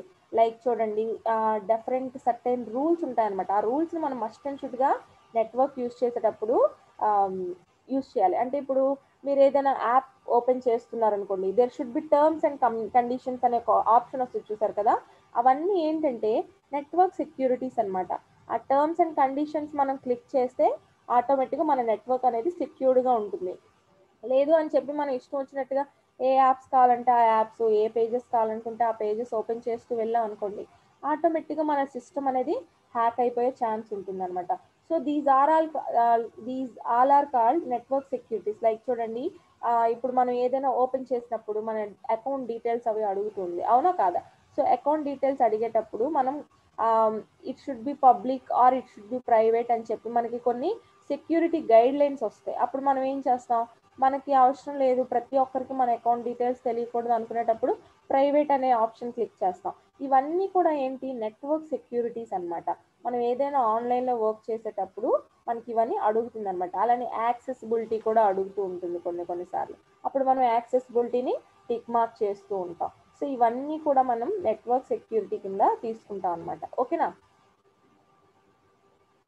అంటే సింపుల్గా చెప్పాలంటే ఏంటంటే కాన్ఫిగరేషన్ అండి. దీని అంతటికి కూడా ఒక కాన్ఫిగరేషన్. ఇప్పుడు మన అకౌంట్ మీరు క్రియేట్ చేస్తున్నారు అనుకోండి, ఫర్ ఎగ్జాంపుల్ జీమెయిల్ అకౌంటే క్రియేట్ చేస్తున్నారు అనుకోండి, వెంటనే మీకు ఒక పాస్వర్డ్ వస్తుంది కదా, మీరు పాస్వర్డ్ పెట్టుకోగానే మీకు ఖచ్చితంగా చూడండి ఒక సెక్యూరిటీ మెయిల్ అడుగుతుంది. ఎప్పుడైనా సరే మీ మెయిల్ ఓపెన్ అవ్వకపోతే మీకు ఏ మెయిల్ అయితే ఇచ్చారో ఆ మెయిల్కి ఒక సెక్యూరిటీ మెయిల్ వస్తుంది, మళ్ళీ మీరు పాస్వర్డ్ రీఎంటర్ చేసుకోవచ్చు. ఇవన్నీ కూడా నెట్వర్క్ సెక్యూరిటీ అనమాట. అలానే మీరు ఎప్పుడైనా మీ మెయిల్ మీరు కాకుండా వేరొక ల్యాప్టాప్లో ఓపెన్ చేస్తారనుకోండి, అప్పుడు వెంటనే మీకు ఒక ఓటీపీ అడుగుతుంది చూసారా, ఇవన్నీ కూడా ఏంటంటే నెట్వర్క్ సెక్యూరిటీస్ అనమాట. బికాస్ ఈ ఓటీపీ రావడం వల్ల ఎవరు కూడా మీ మెయిల్ హ్యాక్ చేసే ఛాన్స్ ఉండదు, మీ మెయిల్ ద్వారా డేటాని తీసుకునే ఛాన్స్ ఉండదు. ఎప్పుడైతే మీరు ఆ ఓటీపీ ఎంటర్ చేస్తారో అప్పుడే ఆ మెయిల్ ఓపెన్ అవుతుంది. So these all are called network securities. ఓకేనా? And next we have application security. Application సెక్యూరిటీస్కి వచ్చేసరికి మెయిన్గా మనకి ఏంటంటే, ఇప్పుడు నెట్వర్క్ సెక్యూరిటీకి మనం ఏం చెప్పుకున్నాం, మ్యాక్సిమం మనం ఏదైనా అకౌంట్స్ క్రియేట్ చేసి కంప్లీట్గా ఆన్లైన్లో మనం ఏదైనా వర్క్ చేసేటప్పుడు డిఫరెంట్ టర్మ్స్ అండ్ కండిషన్స్ అని చెప్పేసి కొన్ని ఆప్షన్స్ అని అడుగుతుంది కదా, అవన్నీ కూడా నెట్వర్క్ సెక్యూరిటీ అని చెప్పాం కదా. అప్లికేషన్ సెక్యూరిటీకి వచ్చేసరికి మనకి మెయిన్గా డెవలప్ చేస్తారనమాట అప్లికేషన్స్, కొన్ని యాప్స్ అనేవి డెవలప్ అవుతాయి సెక్యూరిటీ పర్పస్. సో దాన్నే మనం అప్లికేషన్ సెక్యూరిటీస్ అని అంటాం. మెయిన్గా ఇవన్నీ ఎందుకు, టు ప్రివెంట్ థ్రెట్స్ అనమాట. ఈ యాప్స్ అన్ని ఎందుకు యూస్ చేస్తారు అంటే, ఈ యాప్స్ యూస్ చేయడం వల్ల మనం థ్రెట్స్ని ప్రివెంట్ చేయొచ్చు. ఓకేనా? అంటే ఇప్పుడు ఏదైనా అన్ఆథరైజ్డ్ యాక్సెస్ వచ్చేసింది, ఇప్పుడు మనం ఓపెన్ చేసేటప్పుడు మనకి స్మాల్ మెసేజెస్ వస్తాయి చూడండి కిందన, ఇప్పుడు స్క్రీన్లో లాస్ట్లో చూడండి ఏదైనా అడ్వర్టైజ్మెంట్ మెసేజెస్ అలాంటివన్నీ వస్తుంటాయి కదా. సో అవన్నీ కూడా మనం ఆటోమేటిక్గా క్లిక్ చేయకుండానే వచ్చి వెంటనే పోతూ ఉంటాయి. ఇవన్నీ ఏంటంటే సెక్యూరిటీ అటాక్స్ అనమాట. మనం ఆ యాడ్ మీద క్లిక్ చేసాం అనుకోండి, ఆటోమేటిక్గా ఒక లింక్ ఓపెన్ అవుతుంది. ఆ లింక్ మీద క్లిక్ చేయగానే ఇంకొన్ని మనకి టర్మ్స్ అండ్ కండిషన్స్ అడుగుతూ ఉంటుంది, కొన్నిసార్లు మన డీటెయిల్స్ అడుగుతూ ఉంటుంది, కొన్నిసార్లు అకౌంట్ డీటెయిల్స్ అడుగుతుంది. అవన్నీ మనం టైప్ చేసుకుంటూ పోతే ఆటోమేటిక్గా మన సిస్టమ్ అనేది హ్యాక్ అయిపోతుంది. సో అలా మనకి ఆ అడ్వర్టైజ్మెంట్స్ అనేవి రాకుండా ఉండాలి, మనం ఏదైనా వర్క్ చేసేటప్పుడు ఎలాంటి అటాక్స్ జరగకుండా ఉండడానికి అప్లికేషన్ సెక్యూరిటీలో ఏం చేస్తారంటే, అప్లికేషన్ మీన్స్ అప్లికేషన్ ఒక క్రియేట్ చేస్తారనమాట. ఆ అప్లికేషనే మనం షార్ట్కట్లో యాప్ అని అంటాం. ఆ యాప్స్ని క్రియేట్ చేస్తారు, which is called application security. ఓకేనా? సో ఇప్పుడు అప్లికేషన్ సెక్యూరిటీకి వచ్చేసరికి ఫర్ ఎగ్జాంపుల్ మనం ఆన్లైన్లో ఏదైనా ఓపెన్ చేస్తున్నాం అనుకోండి, సెర్చ్ చేస్తున్నాం అనుకోండి, అప్పుడు ఏం చేస్తాం, ఖచ్చితంగా మనకి ఏదైతే లింక్ మధ్యలో వచ్చిందో దాన్ని అలా ఓపెన్ చేస్తూ ఉంటాం, అవునా? అది అలాంటప్పుడు మనకి ఆటోమేటిక్గా ఇన్బిల్ట్ అప్లికేషన్ సాఫ్ట్వేర్ అనేది ఉంటుంది. అదేం చేస్తుందంటే యాంటీవైరస్ సాఫ్ట్వేరు అలాంటివి ప్రొడ్యూస్ చేసుకొని ఎలాంటి వైరస్ కూడా మనకి లోపలికి ఎంటర్ అవ్వకుండా చూసుకుంటూ ఉంటుందన్నమాట. దీన్నే మనం అప్లికేషన్ సెక్యూరిటీ అని అంటాం. ఓకేనా? Next we have data security. ఇప్పుడు అప్లికేషన్ సెక్యూరిటీకి వచ్చేసరికి మనం ఏం చెప్పుకున్నాం అండి, యాప్స్ యూస్ చేసి మనకి ఇన్సైడ్ నుంచి ఎలాంటిది ఎంటర్ అవ్వకుండా చూస్తుంది అని చెప్పాం కదా.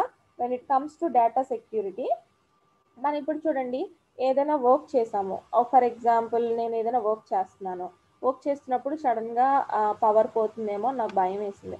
భయం వేసినప్పుడు నేను ముందే బ్యాకప్ పెట్టుకుంటాను కదా, నేను ఏదైతే డేటాని స్టోర్ చేసుకున్నానో అదంతా ఒకవేళ సిస్టమ్ షట్ డౌన్ అయిపోయినా నాకు బ్యాకప్ వచ్చేయాలి అని అనుకుంటాను, అవునా. బ్యాకప్ వచ్చేటప్పుడు ఆ బ్యాకప్ వచ్చిన దాంతో పాటు డిఫరెంట్ టైప్ ఆఫ్ థ్రెట్స్ వచ్చే ఛాన్సెస్ ఉంటాయి. అంటే నేను బ్యాకప్ పెట్టేశాను కానీ దాంతోపాటు నా డేటా వస్తుంది అనుకుంటున్నాను కానీ నా డేటాతో పాటు డిఫరెంట్ అటాక్స్ కూడా వస్తున్నాయని నేను ఇమేజిన్ చేయలేను. సో అలాంటప్పుడు మనం డేటా సెక్యూరిటీని యూజ్ చేసుకోవచ్చు. అంటే ఆ డేటా బ్యాకప్తో పాటు మనం కొన్ని ఆప్షన్స్ అనేవి మనం క్లిక్ చేయాలన్నమాట. సో అలాంటప్పుడు మన ఈ డేటా సెక్యూరిటీ అనేది యూజ్ అవుతుంది. అలానే ఎన్క్రిప్టెడ్ పాస్వర్డ్స్, ఏమైనా పాస్వర్డ్స్ తీసుకునేటప్పుడు ఆ పాస్వర్డ్స్ అనేవి అన్నీ కూడా సెక్యూర్డ్గా ఉంచుకునేలాగా ఇవన్నీ కూడా మనకు మెయింటైన్ చేసేది ఏంటంటే డేటా సెక్యూరిటీ అనమాట, ఓకేనా. అలానే హార్డ్వేర్ సాఫ్ట్వేర్ కంప్లీట్లో అంటే మన సాఫ్ట్వేర్లో ఉంచుకున్న డేటా, హార్డ్వేర్లో ఉంచుకున్న డేటా, ఈచ్ అండ్ ఎవ్రీ డేటాని కూడా సెక్యూర్డ్గా ఉంచుతుంది ఈ డేటా సెక్యూరిటీ అనమాట. ఫర్ ఎగ్జాంపుల్ మ్యాక్సిమం మనం డేటా ఎక్కడండి స్టోర్ చేస్తాం, హార్డ్ డ్రైవ్స్లోనే కదా, హార్డ్ డిస్క్లో స్టోర్ చేస్తాం. సో అంటే ఏంటి, అదొక హార్డ్వేర్ డివైస్. సో ఆ డివైస్ని మనకు అందులో ఉండే డేటాని సెక్యూర్డ్గా ఉంచుతుంది అనమాట ఈ డేటా సెక్యూరిటీ మనకు వచ్చేసి, ఓకేనా. Next we have website security.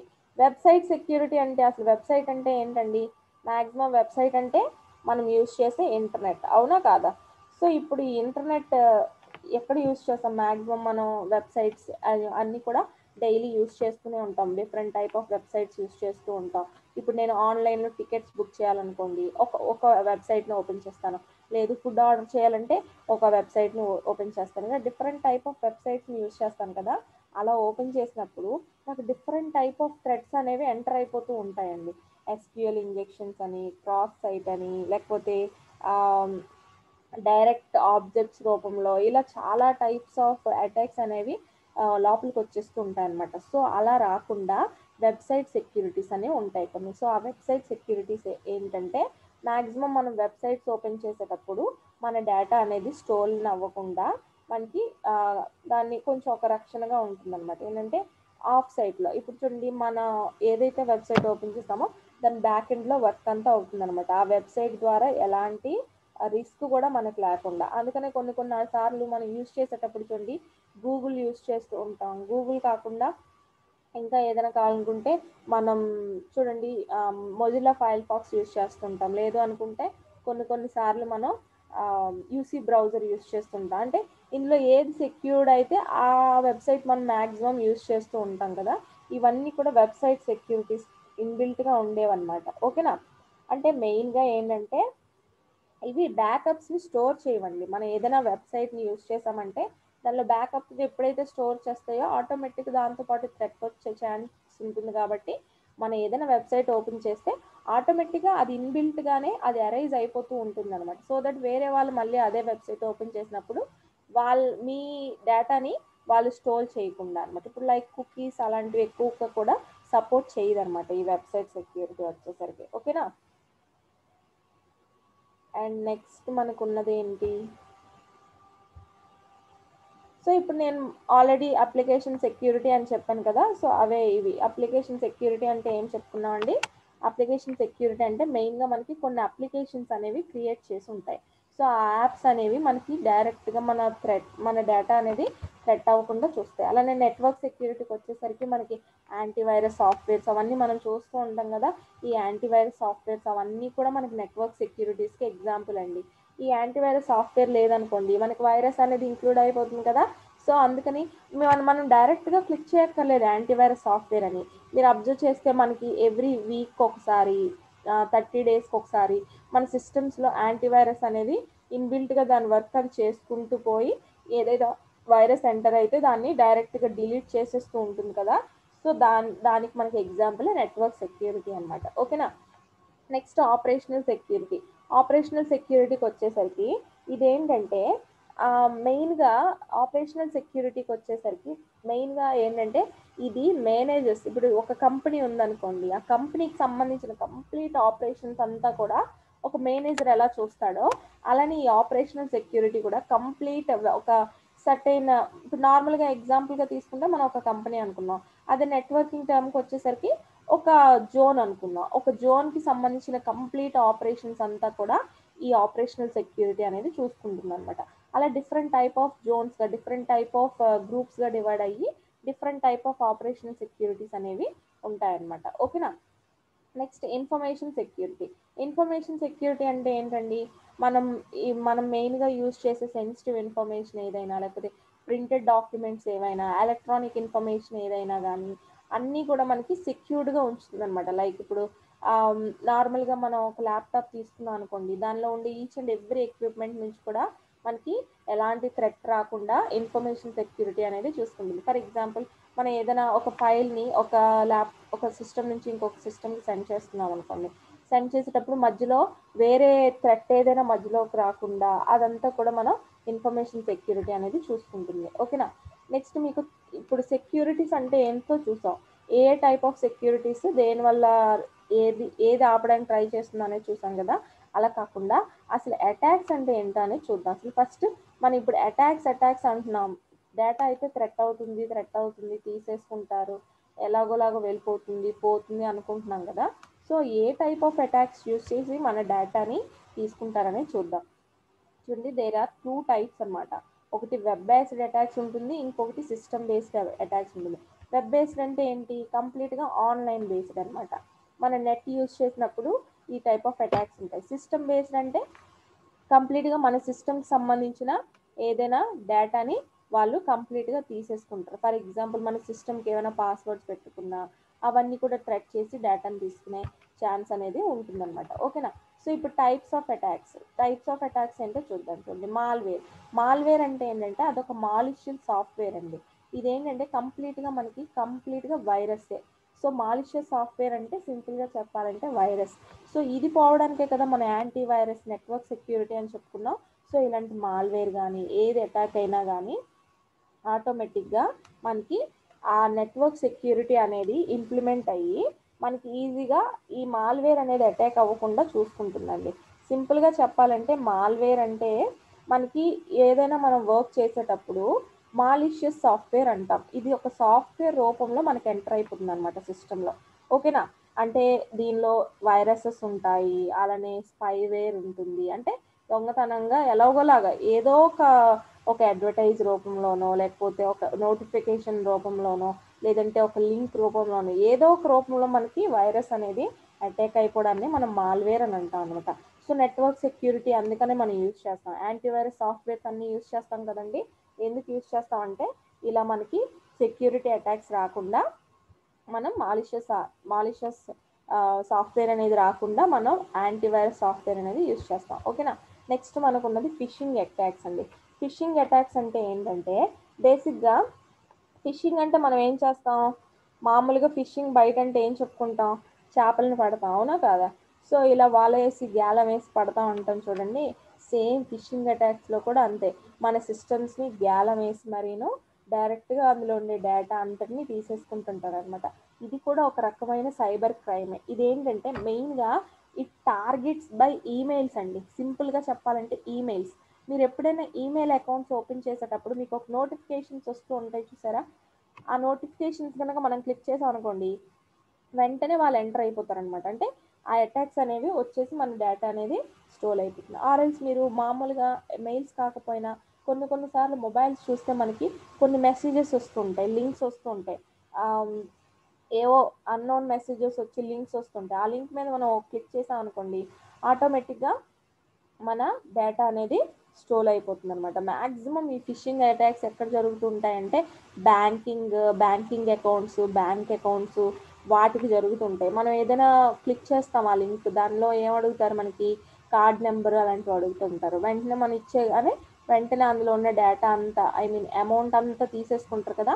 So అవి ఫిషింగ్ అటాక్స్ మెయిన్గా. ఓకేనా. నెక్స్ట్ మనకి పాస్వర్డ్ అటాక్స్ అంటే ఏంటంటే మ్యాక్సిమం గెస్సింగ్ ఆఫ్ పాస్వర్డ్స్ అండి. ఇప్పుడు ఫర్ ఎగ్జాంపుల్ నేను ఒక అకౌంట్ ఏదైనా క్రియేట్ చేస్తున్నాను అనుకోండి, ఆ అకౌంట్కి ఖచ్చితంగా ఒక పాస్వర్డ్ అయితే పెడతాను కదా. ఈచ్ అండ్ ఎవ్రీ అకౌంట్ మనం క్రియేట్ చేసుకునేటప్పుడు ఒక పాస్వర్డ్ అయితే పెట్టాలి కదా ఖచ్చితంగా.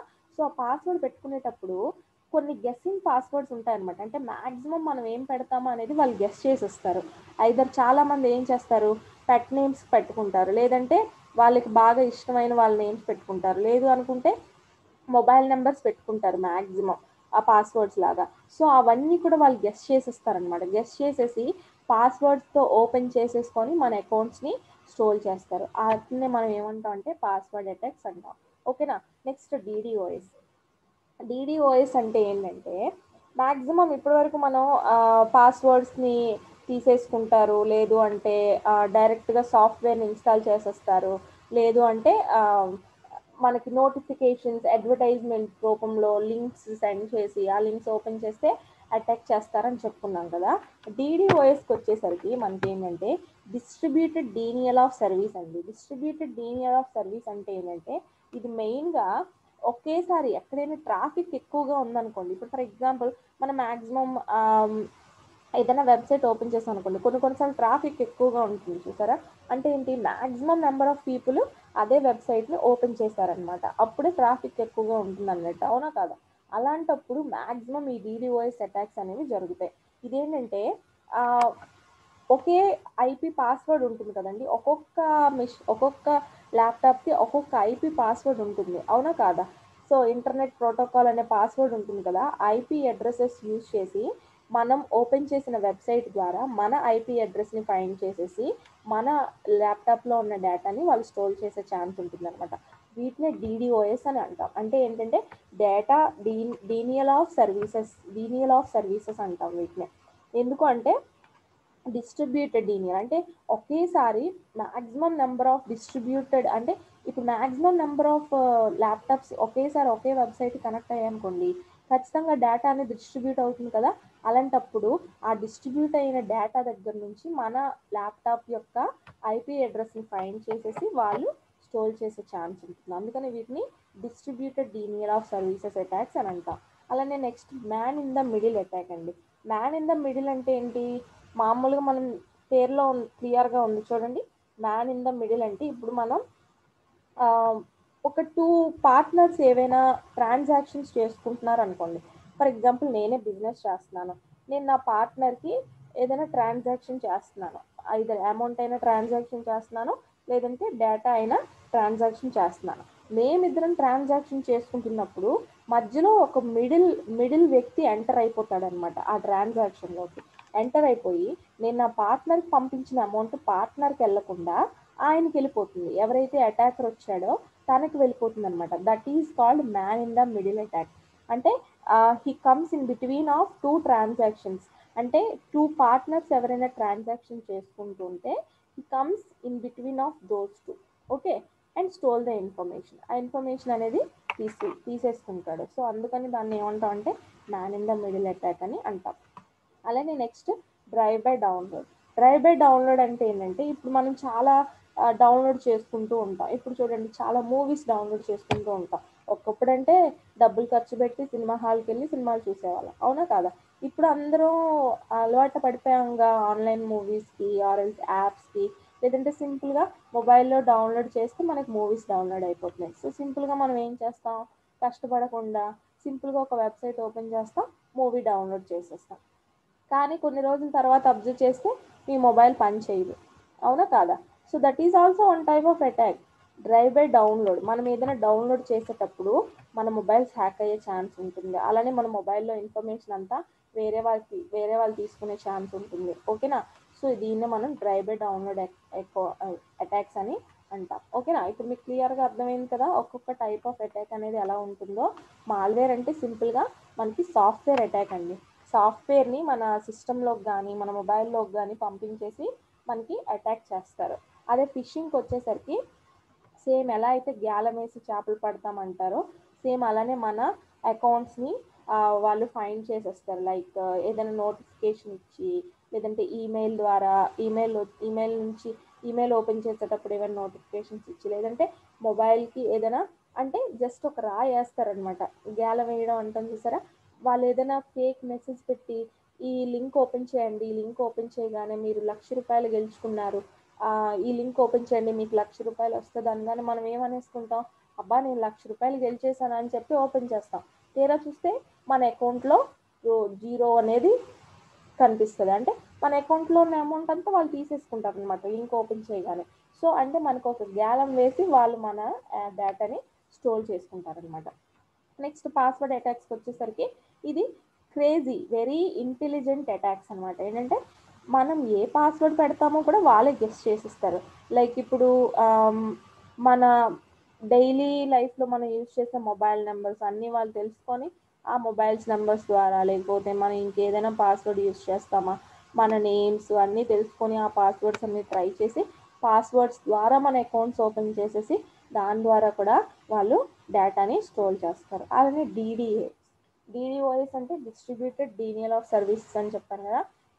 డిస్ట్రిబ్యూటెడ్ డీనియల్ అంటే ఇప్పుడు మనం ఏదైనా మోర్ ట్రాఫిక్ ఉన్న వెబ్సైట్ ఏదైనా ఓపెన్ చేసాం అనుకోండి, అప్పుడు ఆటోమేటిక్గా ఆ ట్రాఫిక్లో నుంచి వాళ్ళు మన ఐపీ అడ్రస్ని ఫైండ్ చేయగలిగి మన సిస్టంలోకి ఎంటర్ అయ్యి ఈవెంట్ డీటెయిల్స్ అన్నీ కనుక్కొని ఆ డేటాని తీసే ఛాన్స్ ఉంటుంది. అలానే మ్యాన్ ఇన్ ద మిడిల్ అనేసరికి ఏంటని చెప్పాను, ఏదైనా టూ పార్ట్నర్స్ ట్రాన్సాక్షన్స్ అంటే టూ పార్ట్నర్స్ అంటే ఇక్కడ మనుషులనే అనుకోవడానికి లేదు, ఈవెన్ కంపెనీస్ కానీ టూ కంపెనీస్ మధ్యలో ట్రాన్సాక్షన్స్ వచ్చాయంటే ఆటోమేటిక్గా థర్డ్ పర్సన్ అనేది ఎంటర్ అయిపోతుంది. థర్డ్ పర్సన్ అంటే ఇక్కడ పర్సన్ అనే కాదండి, ఈవెన్ కంపెనీ కూడా ఎంటర్ అయిపోవచ్చు. సో పర్సన్ ఎంటర్ అయ్యి ఆ ట్రాన్సాక్షన్ అనేది థర్డ్ పర్సన్కి వెళ్ళేలాగా చేసుకుంటారనమాట. దాన్నే మనం మ్యాన్ ఇన్ ద మిడిల్ అని అంటాం. And coming to drive by download అంటే ఏంటండి, డ్రైవ్ బై డౌన్లోడ్ అంటే మనకు వచ్చేసి సింపుల్గా ఏదైనా డౌన్లోడ్ చేసుకుంటూ ఉంటాం మనం, అవునా కాదా? ఏం చేస్తాం మనం డౌన్లోడ్ చేసుకునేటప్పుడు డిఫరెంట్ వెబ్సైట్స్ని ఓపెన్ చేసేస్తూ ఉంటాం. డౌన్లోడ్ అయిపోతుంది కదా అనే ఆనందంకి మనం డౌన్లోడ్ చేసేస్తామా కానీ బ్యాక్ ఎండ్లో ఏం జరుగుతుంది అనేది మనం ఫైండ్ చేయలేం, అవునా? అలాంటప్పుడు వచ్చే అటాక్సే ఈ డ్రైవ్ బై డౌన్లోడ్ అటాక్స్ అనమాట. ఓకేనా? సో ఇప్పుడు మీకు క్లియర్గా అర్థమైంది కదా డిఫరెంట్ టైప్ ఆఫ్ అటాక్స్ ఏంటి అనేది. సో నెక్స్ట్ క్లాస్లో మనం ఈ వెబ్ బేస్డ్ అటాక్స్ ఏంటి అనేది నేర్చుకుందాం. సో ఇప్పుడైతే నేను ఒక స్క్రీన్ షాట్ తీసుకుంటానండి, మీరందరూ కెమెరాస్ ఆన్ చేస్తే. జస్ట్ సెకండ్ మేడం ఆల్రెడీ తీసేసాను madam. Okay sir, okay, thank you. Okay done. ఈరోజు క్లాస్ అందరికీ అర్థమైంది కదండి? ఒకసారి చాట్ బాక్స్లో చెప్తారా? పెట్టానండి, అందరూ మెసేజ్ చేయొచ్చండి. Okay done. ఇదేంటంటే మనం కంప్లీట్గా ఇన్ఫర్మేషన్ గ్యాదరింగ్ కోసం చెప్తున్నాం. సో మన ప్రాక్టికల్గా అయితే మనం ప్రాక్టీస్ చేసేటప్పుడు అయితే మన అకౌంట్స్ క్రియేట్ చేసాక ప్రాక్టీస్ చేయడం అవుతుంది. ఈవెన్ ప్రాక్టీస్ అయినా కానీ ఈ ఇన్ఫర్మేషన్ బేస్ చేసుకొని మనకు కొన్ని క్వశ్చన్స్ అడుగుతారనమాట. సో ఆ క్వశ్చన్స్కి మనం ఆన్సర్ చేయాలి. ఇప్పుడు నేను ఆల్రెడీ ఫస్ట్ మాడ్యూల్ అని ఏం చెప్పానమ్మా, బేసిక్స్ ఆఫ్ కంప్యూటర్ అన్నాను కదా. బేసిక్స్ ఆఫ్ కంప్యూటర్ మాడ్యూల్లో మనకు క్వశ్చన్స్ ఉంటాయి కొన్ని. ఆ క్వశ్చన్స్కి మనం ఆన్సర్ చేస్తేనే మనం సెకండ్ మాడ్యూల్కి ఎంటర్ అవుతాం. సో అలానే ఇప్పుడు సెకండ్ మాడ్యూల్లో నేనేం చెప్తున్నాను, సైబర్ సెక్యూరిటీ కదా. So based on cyber security, they'll ask some questions. So again, you have to answer the those questions. Again, you have to enter third module. అలా 5 modules మనం complete చేసుకుంటేనే మనకి ఆ సర్టిఫికేట్ అనేది బ్యాడ్జెస్ అనేవి వస్తాయి అన్నమాట.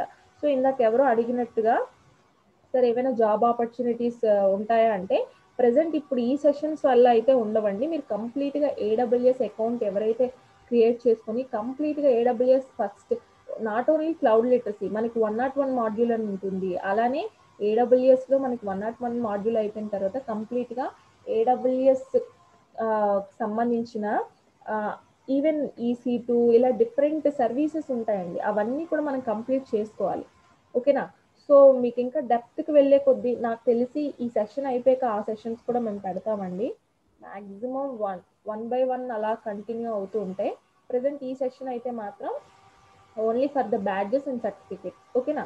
ఇదైతే మీరు క్లారిటీగా ఉండండి. ఓకేనా? ఓకే, రికార్డింగ్ కూడా మేము సెండ్ చేస్తాం, don't worry about recording. Okay, daily క్లాసెస్కి అటెండ్ అవుతూ ఉండండి. మ్యాక్సిమం అటెండెన్స్ చూసుకోండి. నేను ఆల్రెడీ మీకు ఫస్ట్ క్లాస్లోనే మెన్షన్ చేశాను కదా, attendance is must and should for this classes. Okay madam, ఒకసారి కొంతమంది పీపీటీసీ అడుగుతున్నారండి. మేబీ మాకు పీపీటీ సెండ్ చేసే రైట్ లేదండి, ఎందుకంటే పీపీటీస్ కాదు, మీకు కుదిరినంత వరకు PDF మెటీరియల్ సెండ్ చేస్తాను. పీడిఎఫ్ లో ఆ పీపీటీని. ఓకేనా? సో డోంట్ వరీ, క్లాస్ ఈ రోజు అయింది కదా, అంటే నిన్న ఫస్ట్ మాడ్యూల్ క్లియర్ అయింది కదా, అది సెండ్ చేస్తానండి. ఓకేనా? అవ్వగానే సెండ్ చేస్తాను, వెంటనే అంటే కుదిరే పని కాదు, కంటిన్యూ అవుతున్నప్పుడు సెండ్ చేయలేను. ఓకేనా? అయిన తర్వాత సెండ్ చేస్తాను, డోంట్ వరీ. పైథాన్ అంటున్నారు కొంతమంది. ఆ పైథాన్ లింక్ అనేది మీకు టెలిగ్రామ్ గ్రూప్ లో జాయిన్ అవ్వండి. దానిలో మార్నింగ్ అంటే ఎవ్రీ డే మార్నింగ్ అవుతుందండి, అది మీకు సెండ్ చేస్తాను. ఓకేనా? మీ టెలిగ్రామ్ గ్రూప్ లో లింక్ లో అందరూ జాయిన్ అయితే నేను ఆ గ్రూప్ లో లింక్ పెడతానండి పైథాన్ది. డోంట్ వరీ, మీరు పైథాన్ది జాయిన్ అవ్వచ్చు, అటెండ్ అవ్వచ్చు. మీకు స్టార్టింగ్ బేసిక్స్ నుండి స్టార్ట్ అవుతుందండి. ఆ బేసిక్స్ నుండి అవ్వకపోతే మీకు ఆ వీడియోస్ కూడా పోస్ట్ చేస్తాను. బేసిక్ నుండి ప్రతిదీ కూడా నేర్పిస్తారు. Okay? Okay, then one and all. Thank you madam. End చేసేస్తున్నారా? Yes, sir, I'm ending the session.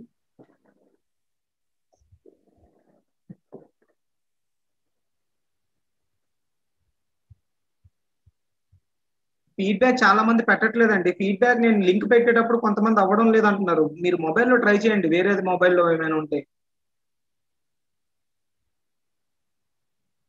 ఒకవేళ క్లాస్ మధ్యలో మీకు ఫీడ్బ్యాక్ ఫామ్ ఓపెన్ అవ్వకపోయినా క్లాస్ అయిపోయాకైనా మీరు ట్రై చేయొచ్చు, దాని తర్వాత అయినా ఓపెన్ అవుతుంది. ఆ లింక్ కాపీ చేసుకుని ఉంచుకోండి ఎక్కడో ఒక దగ్గర, వాట్సాప్లోనే ఎక్కడో. ఓకేనా? Okay, thank you one and all. Thanks for your patience. Madam please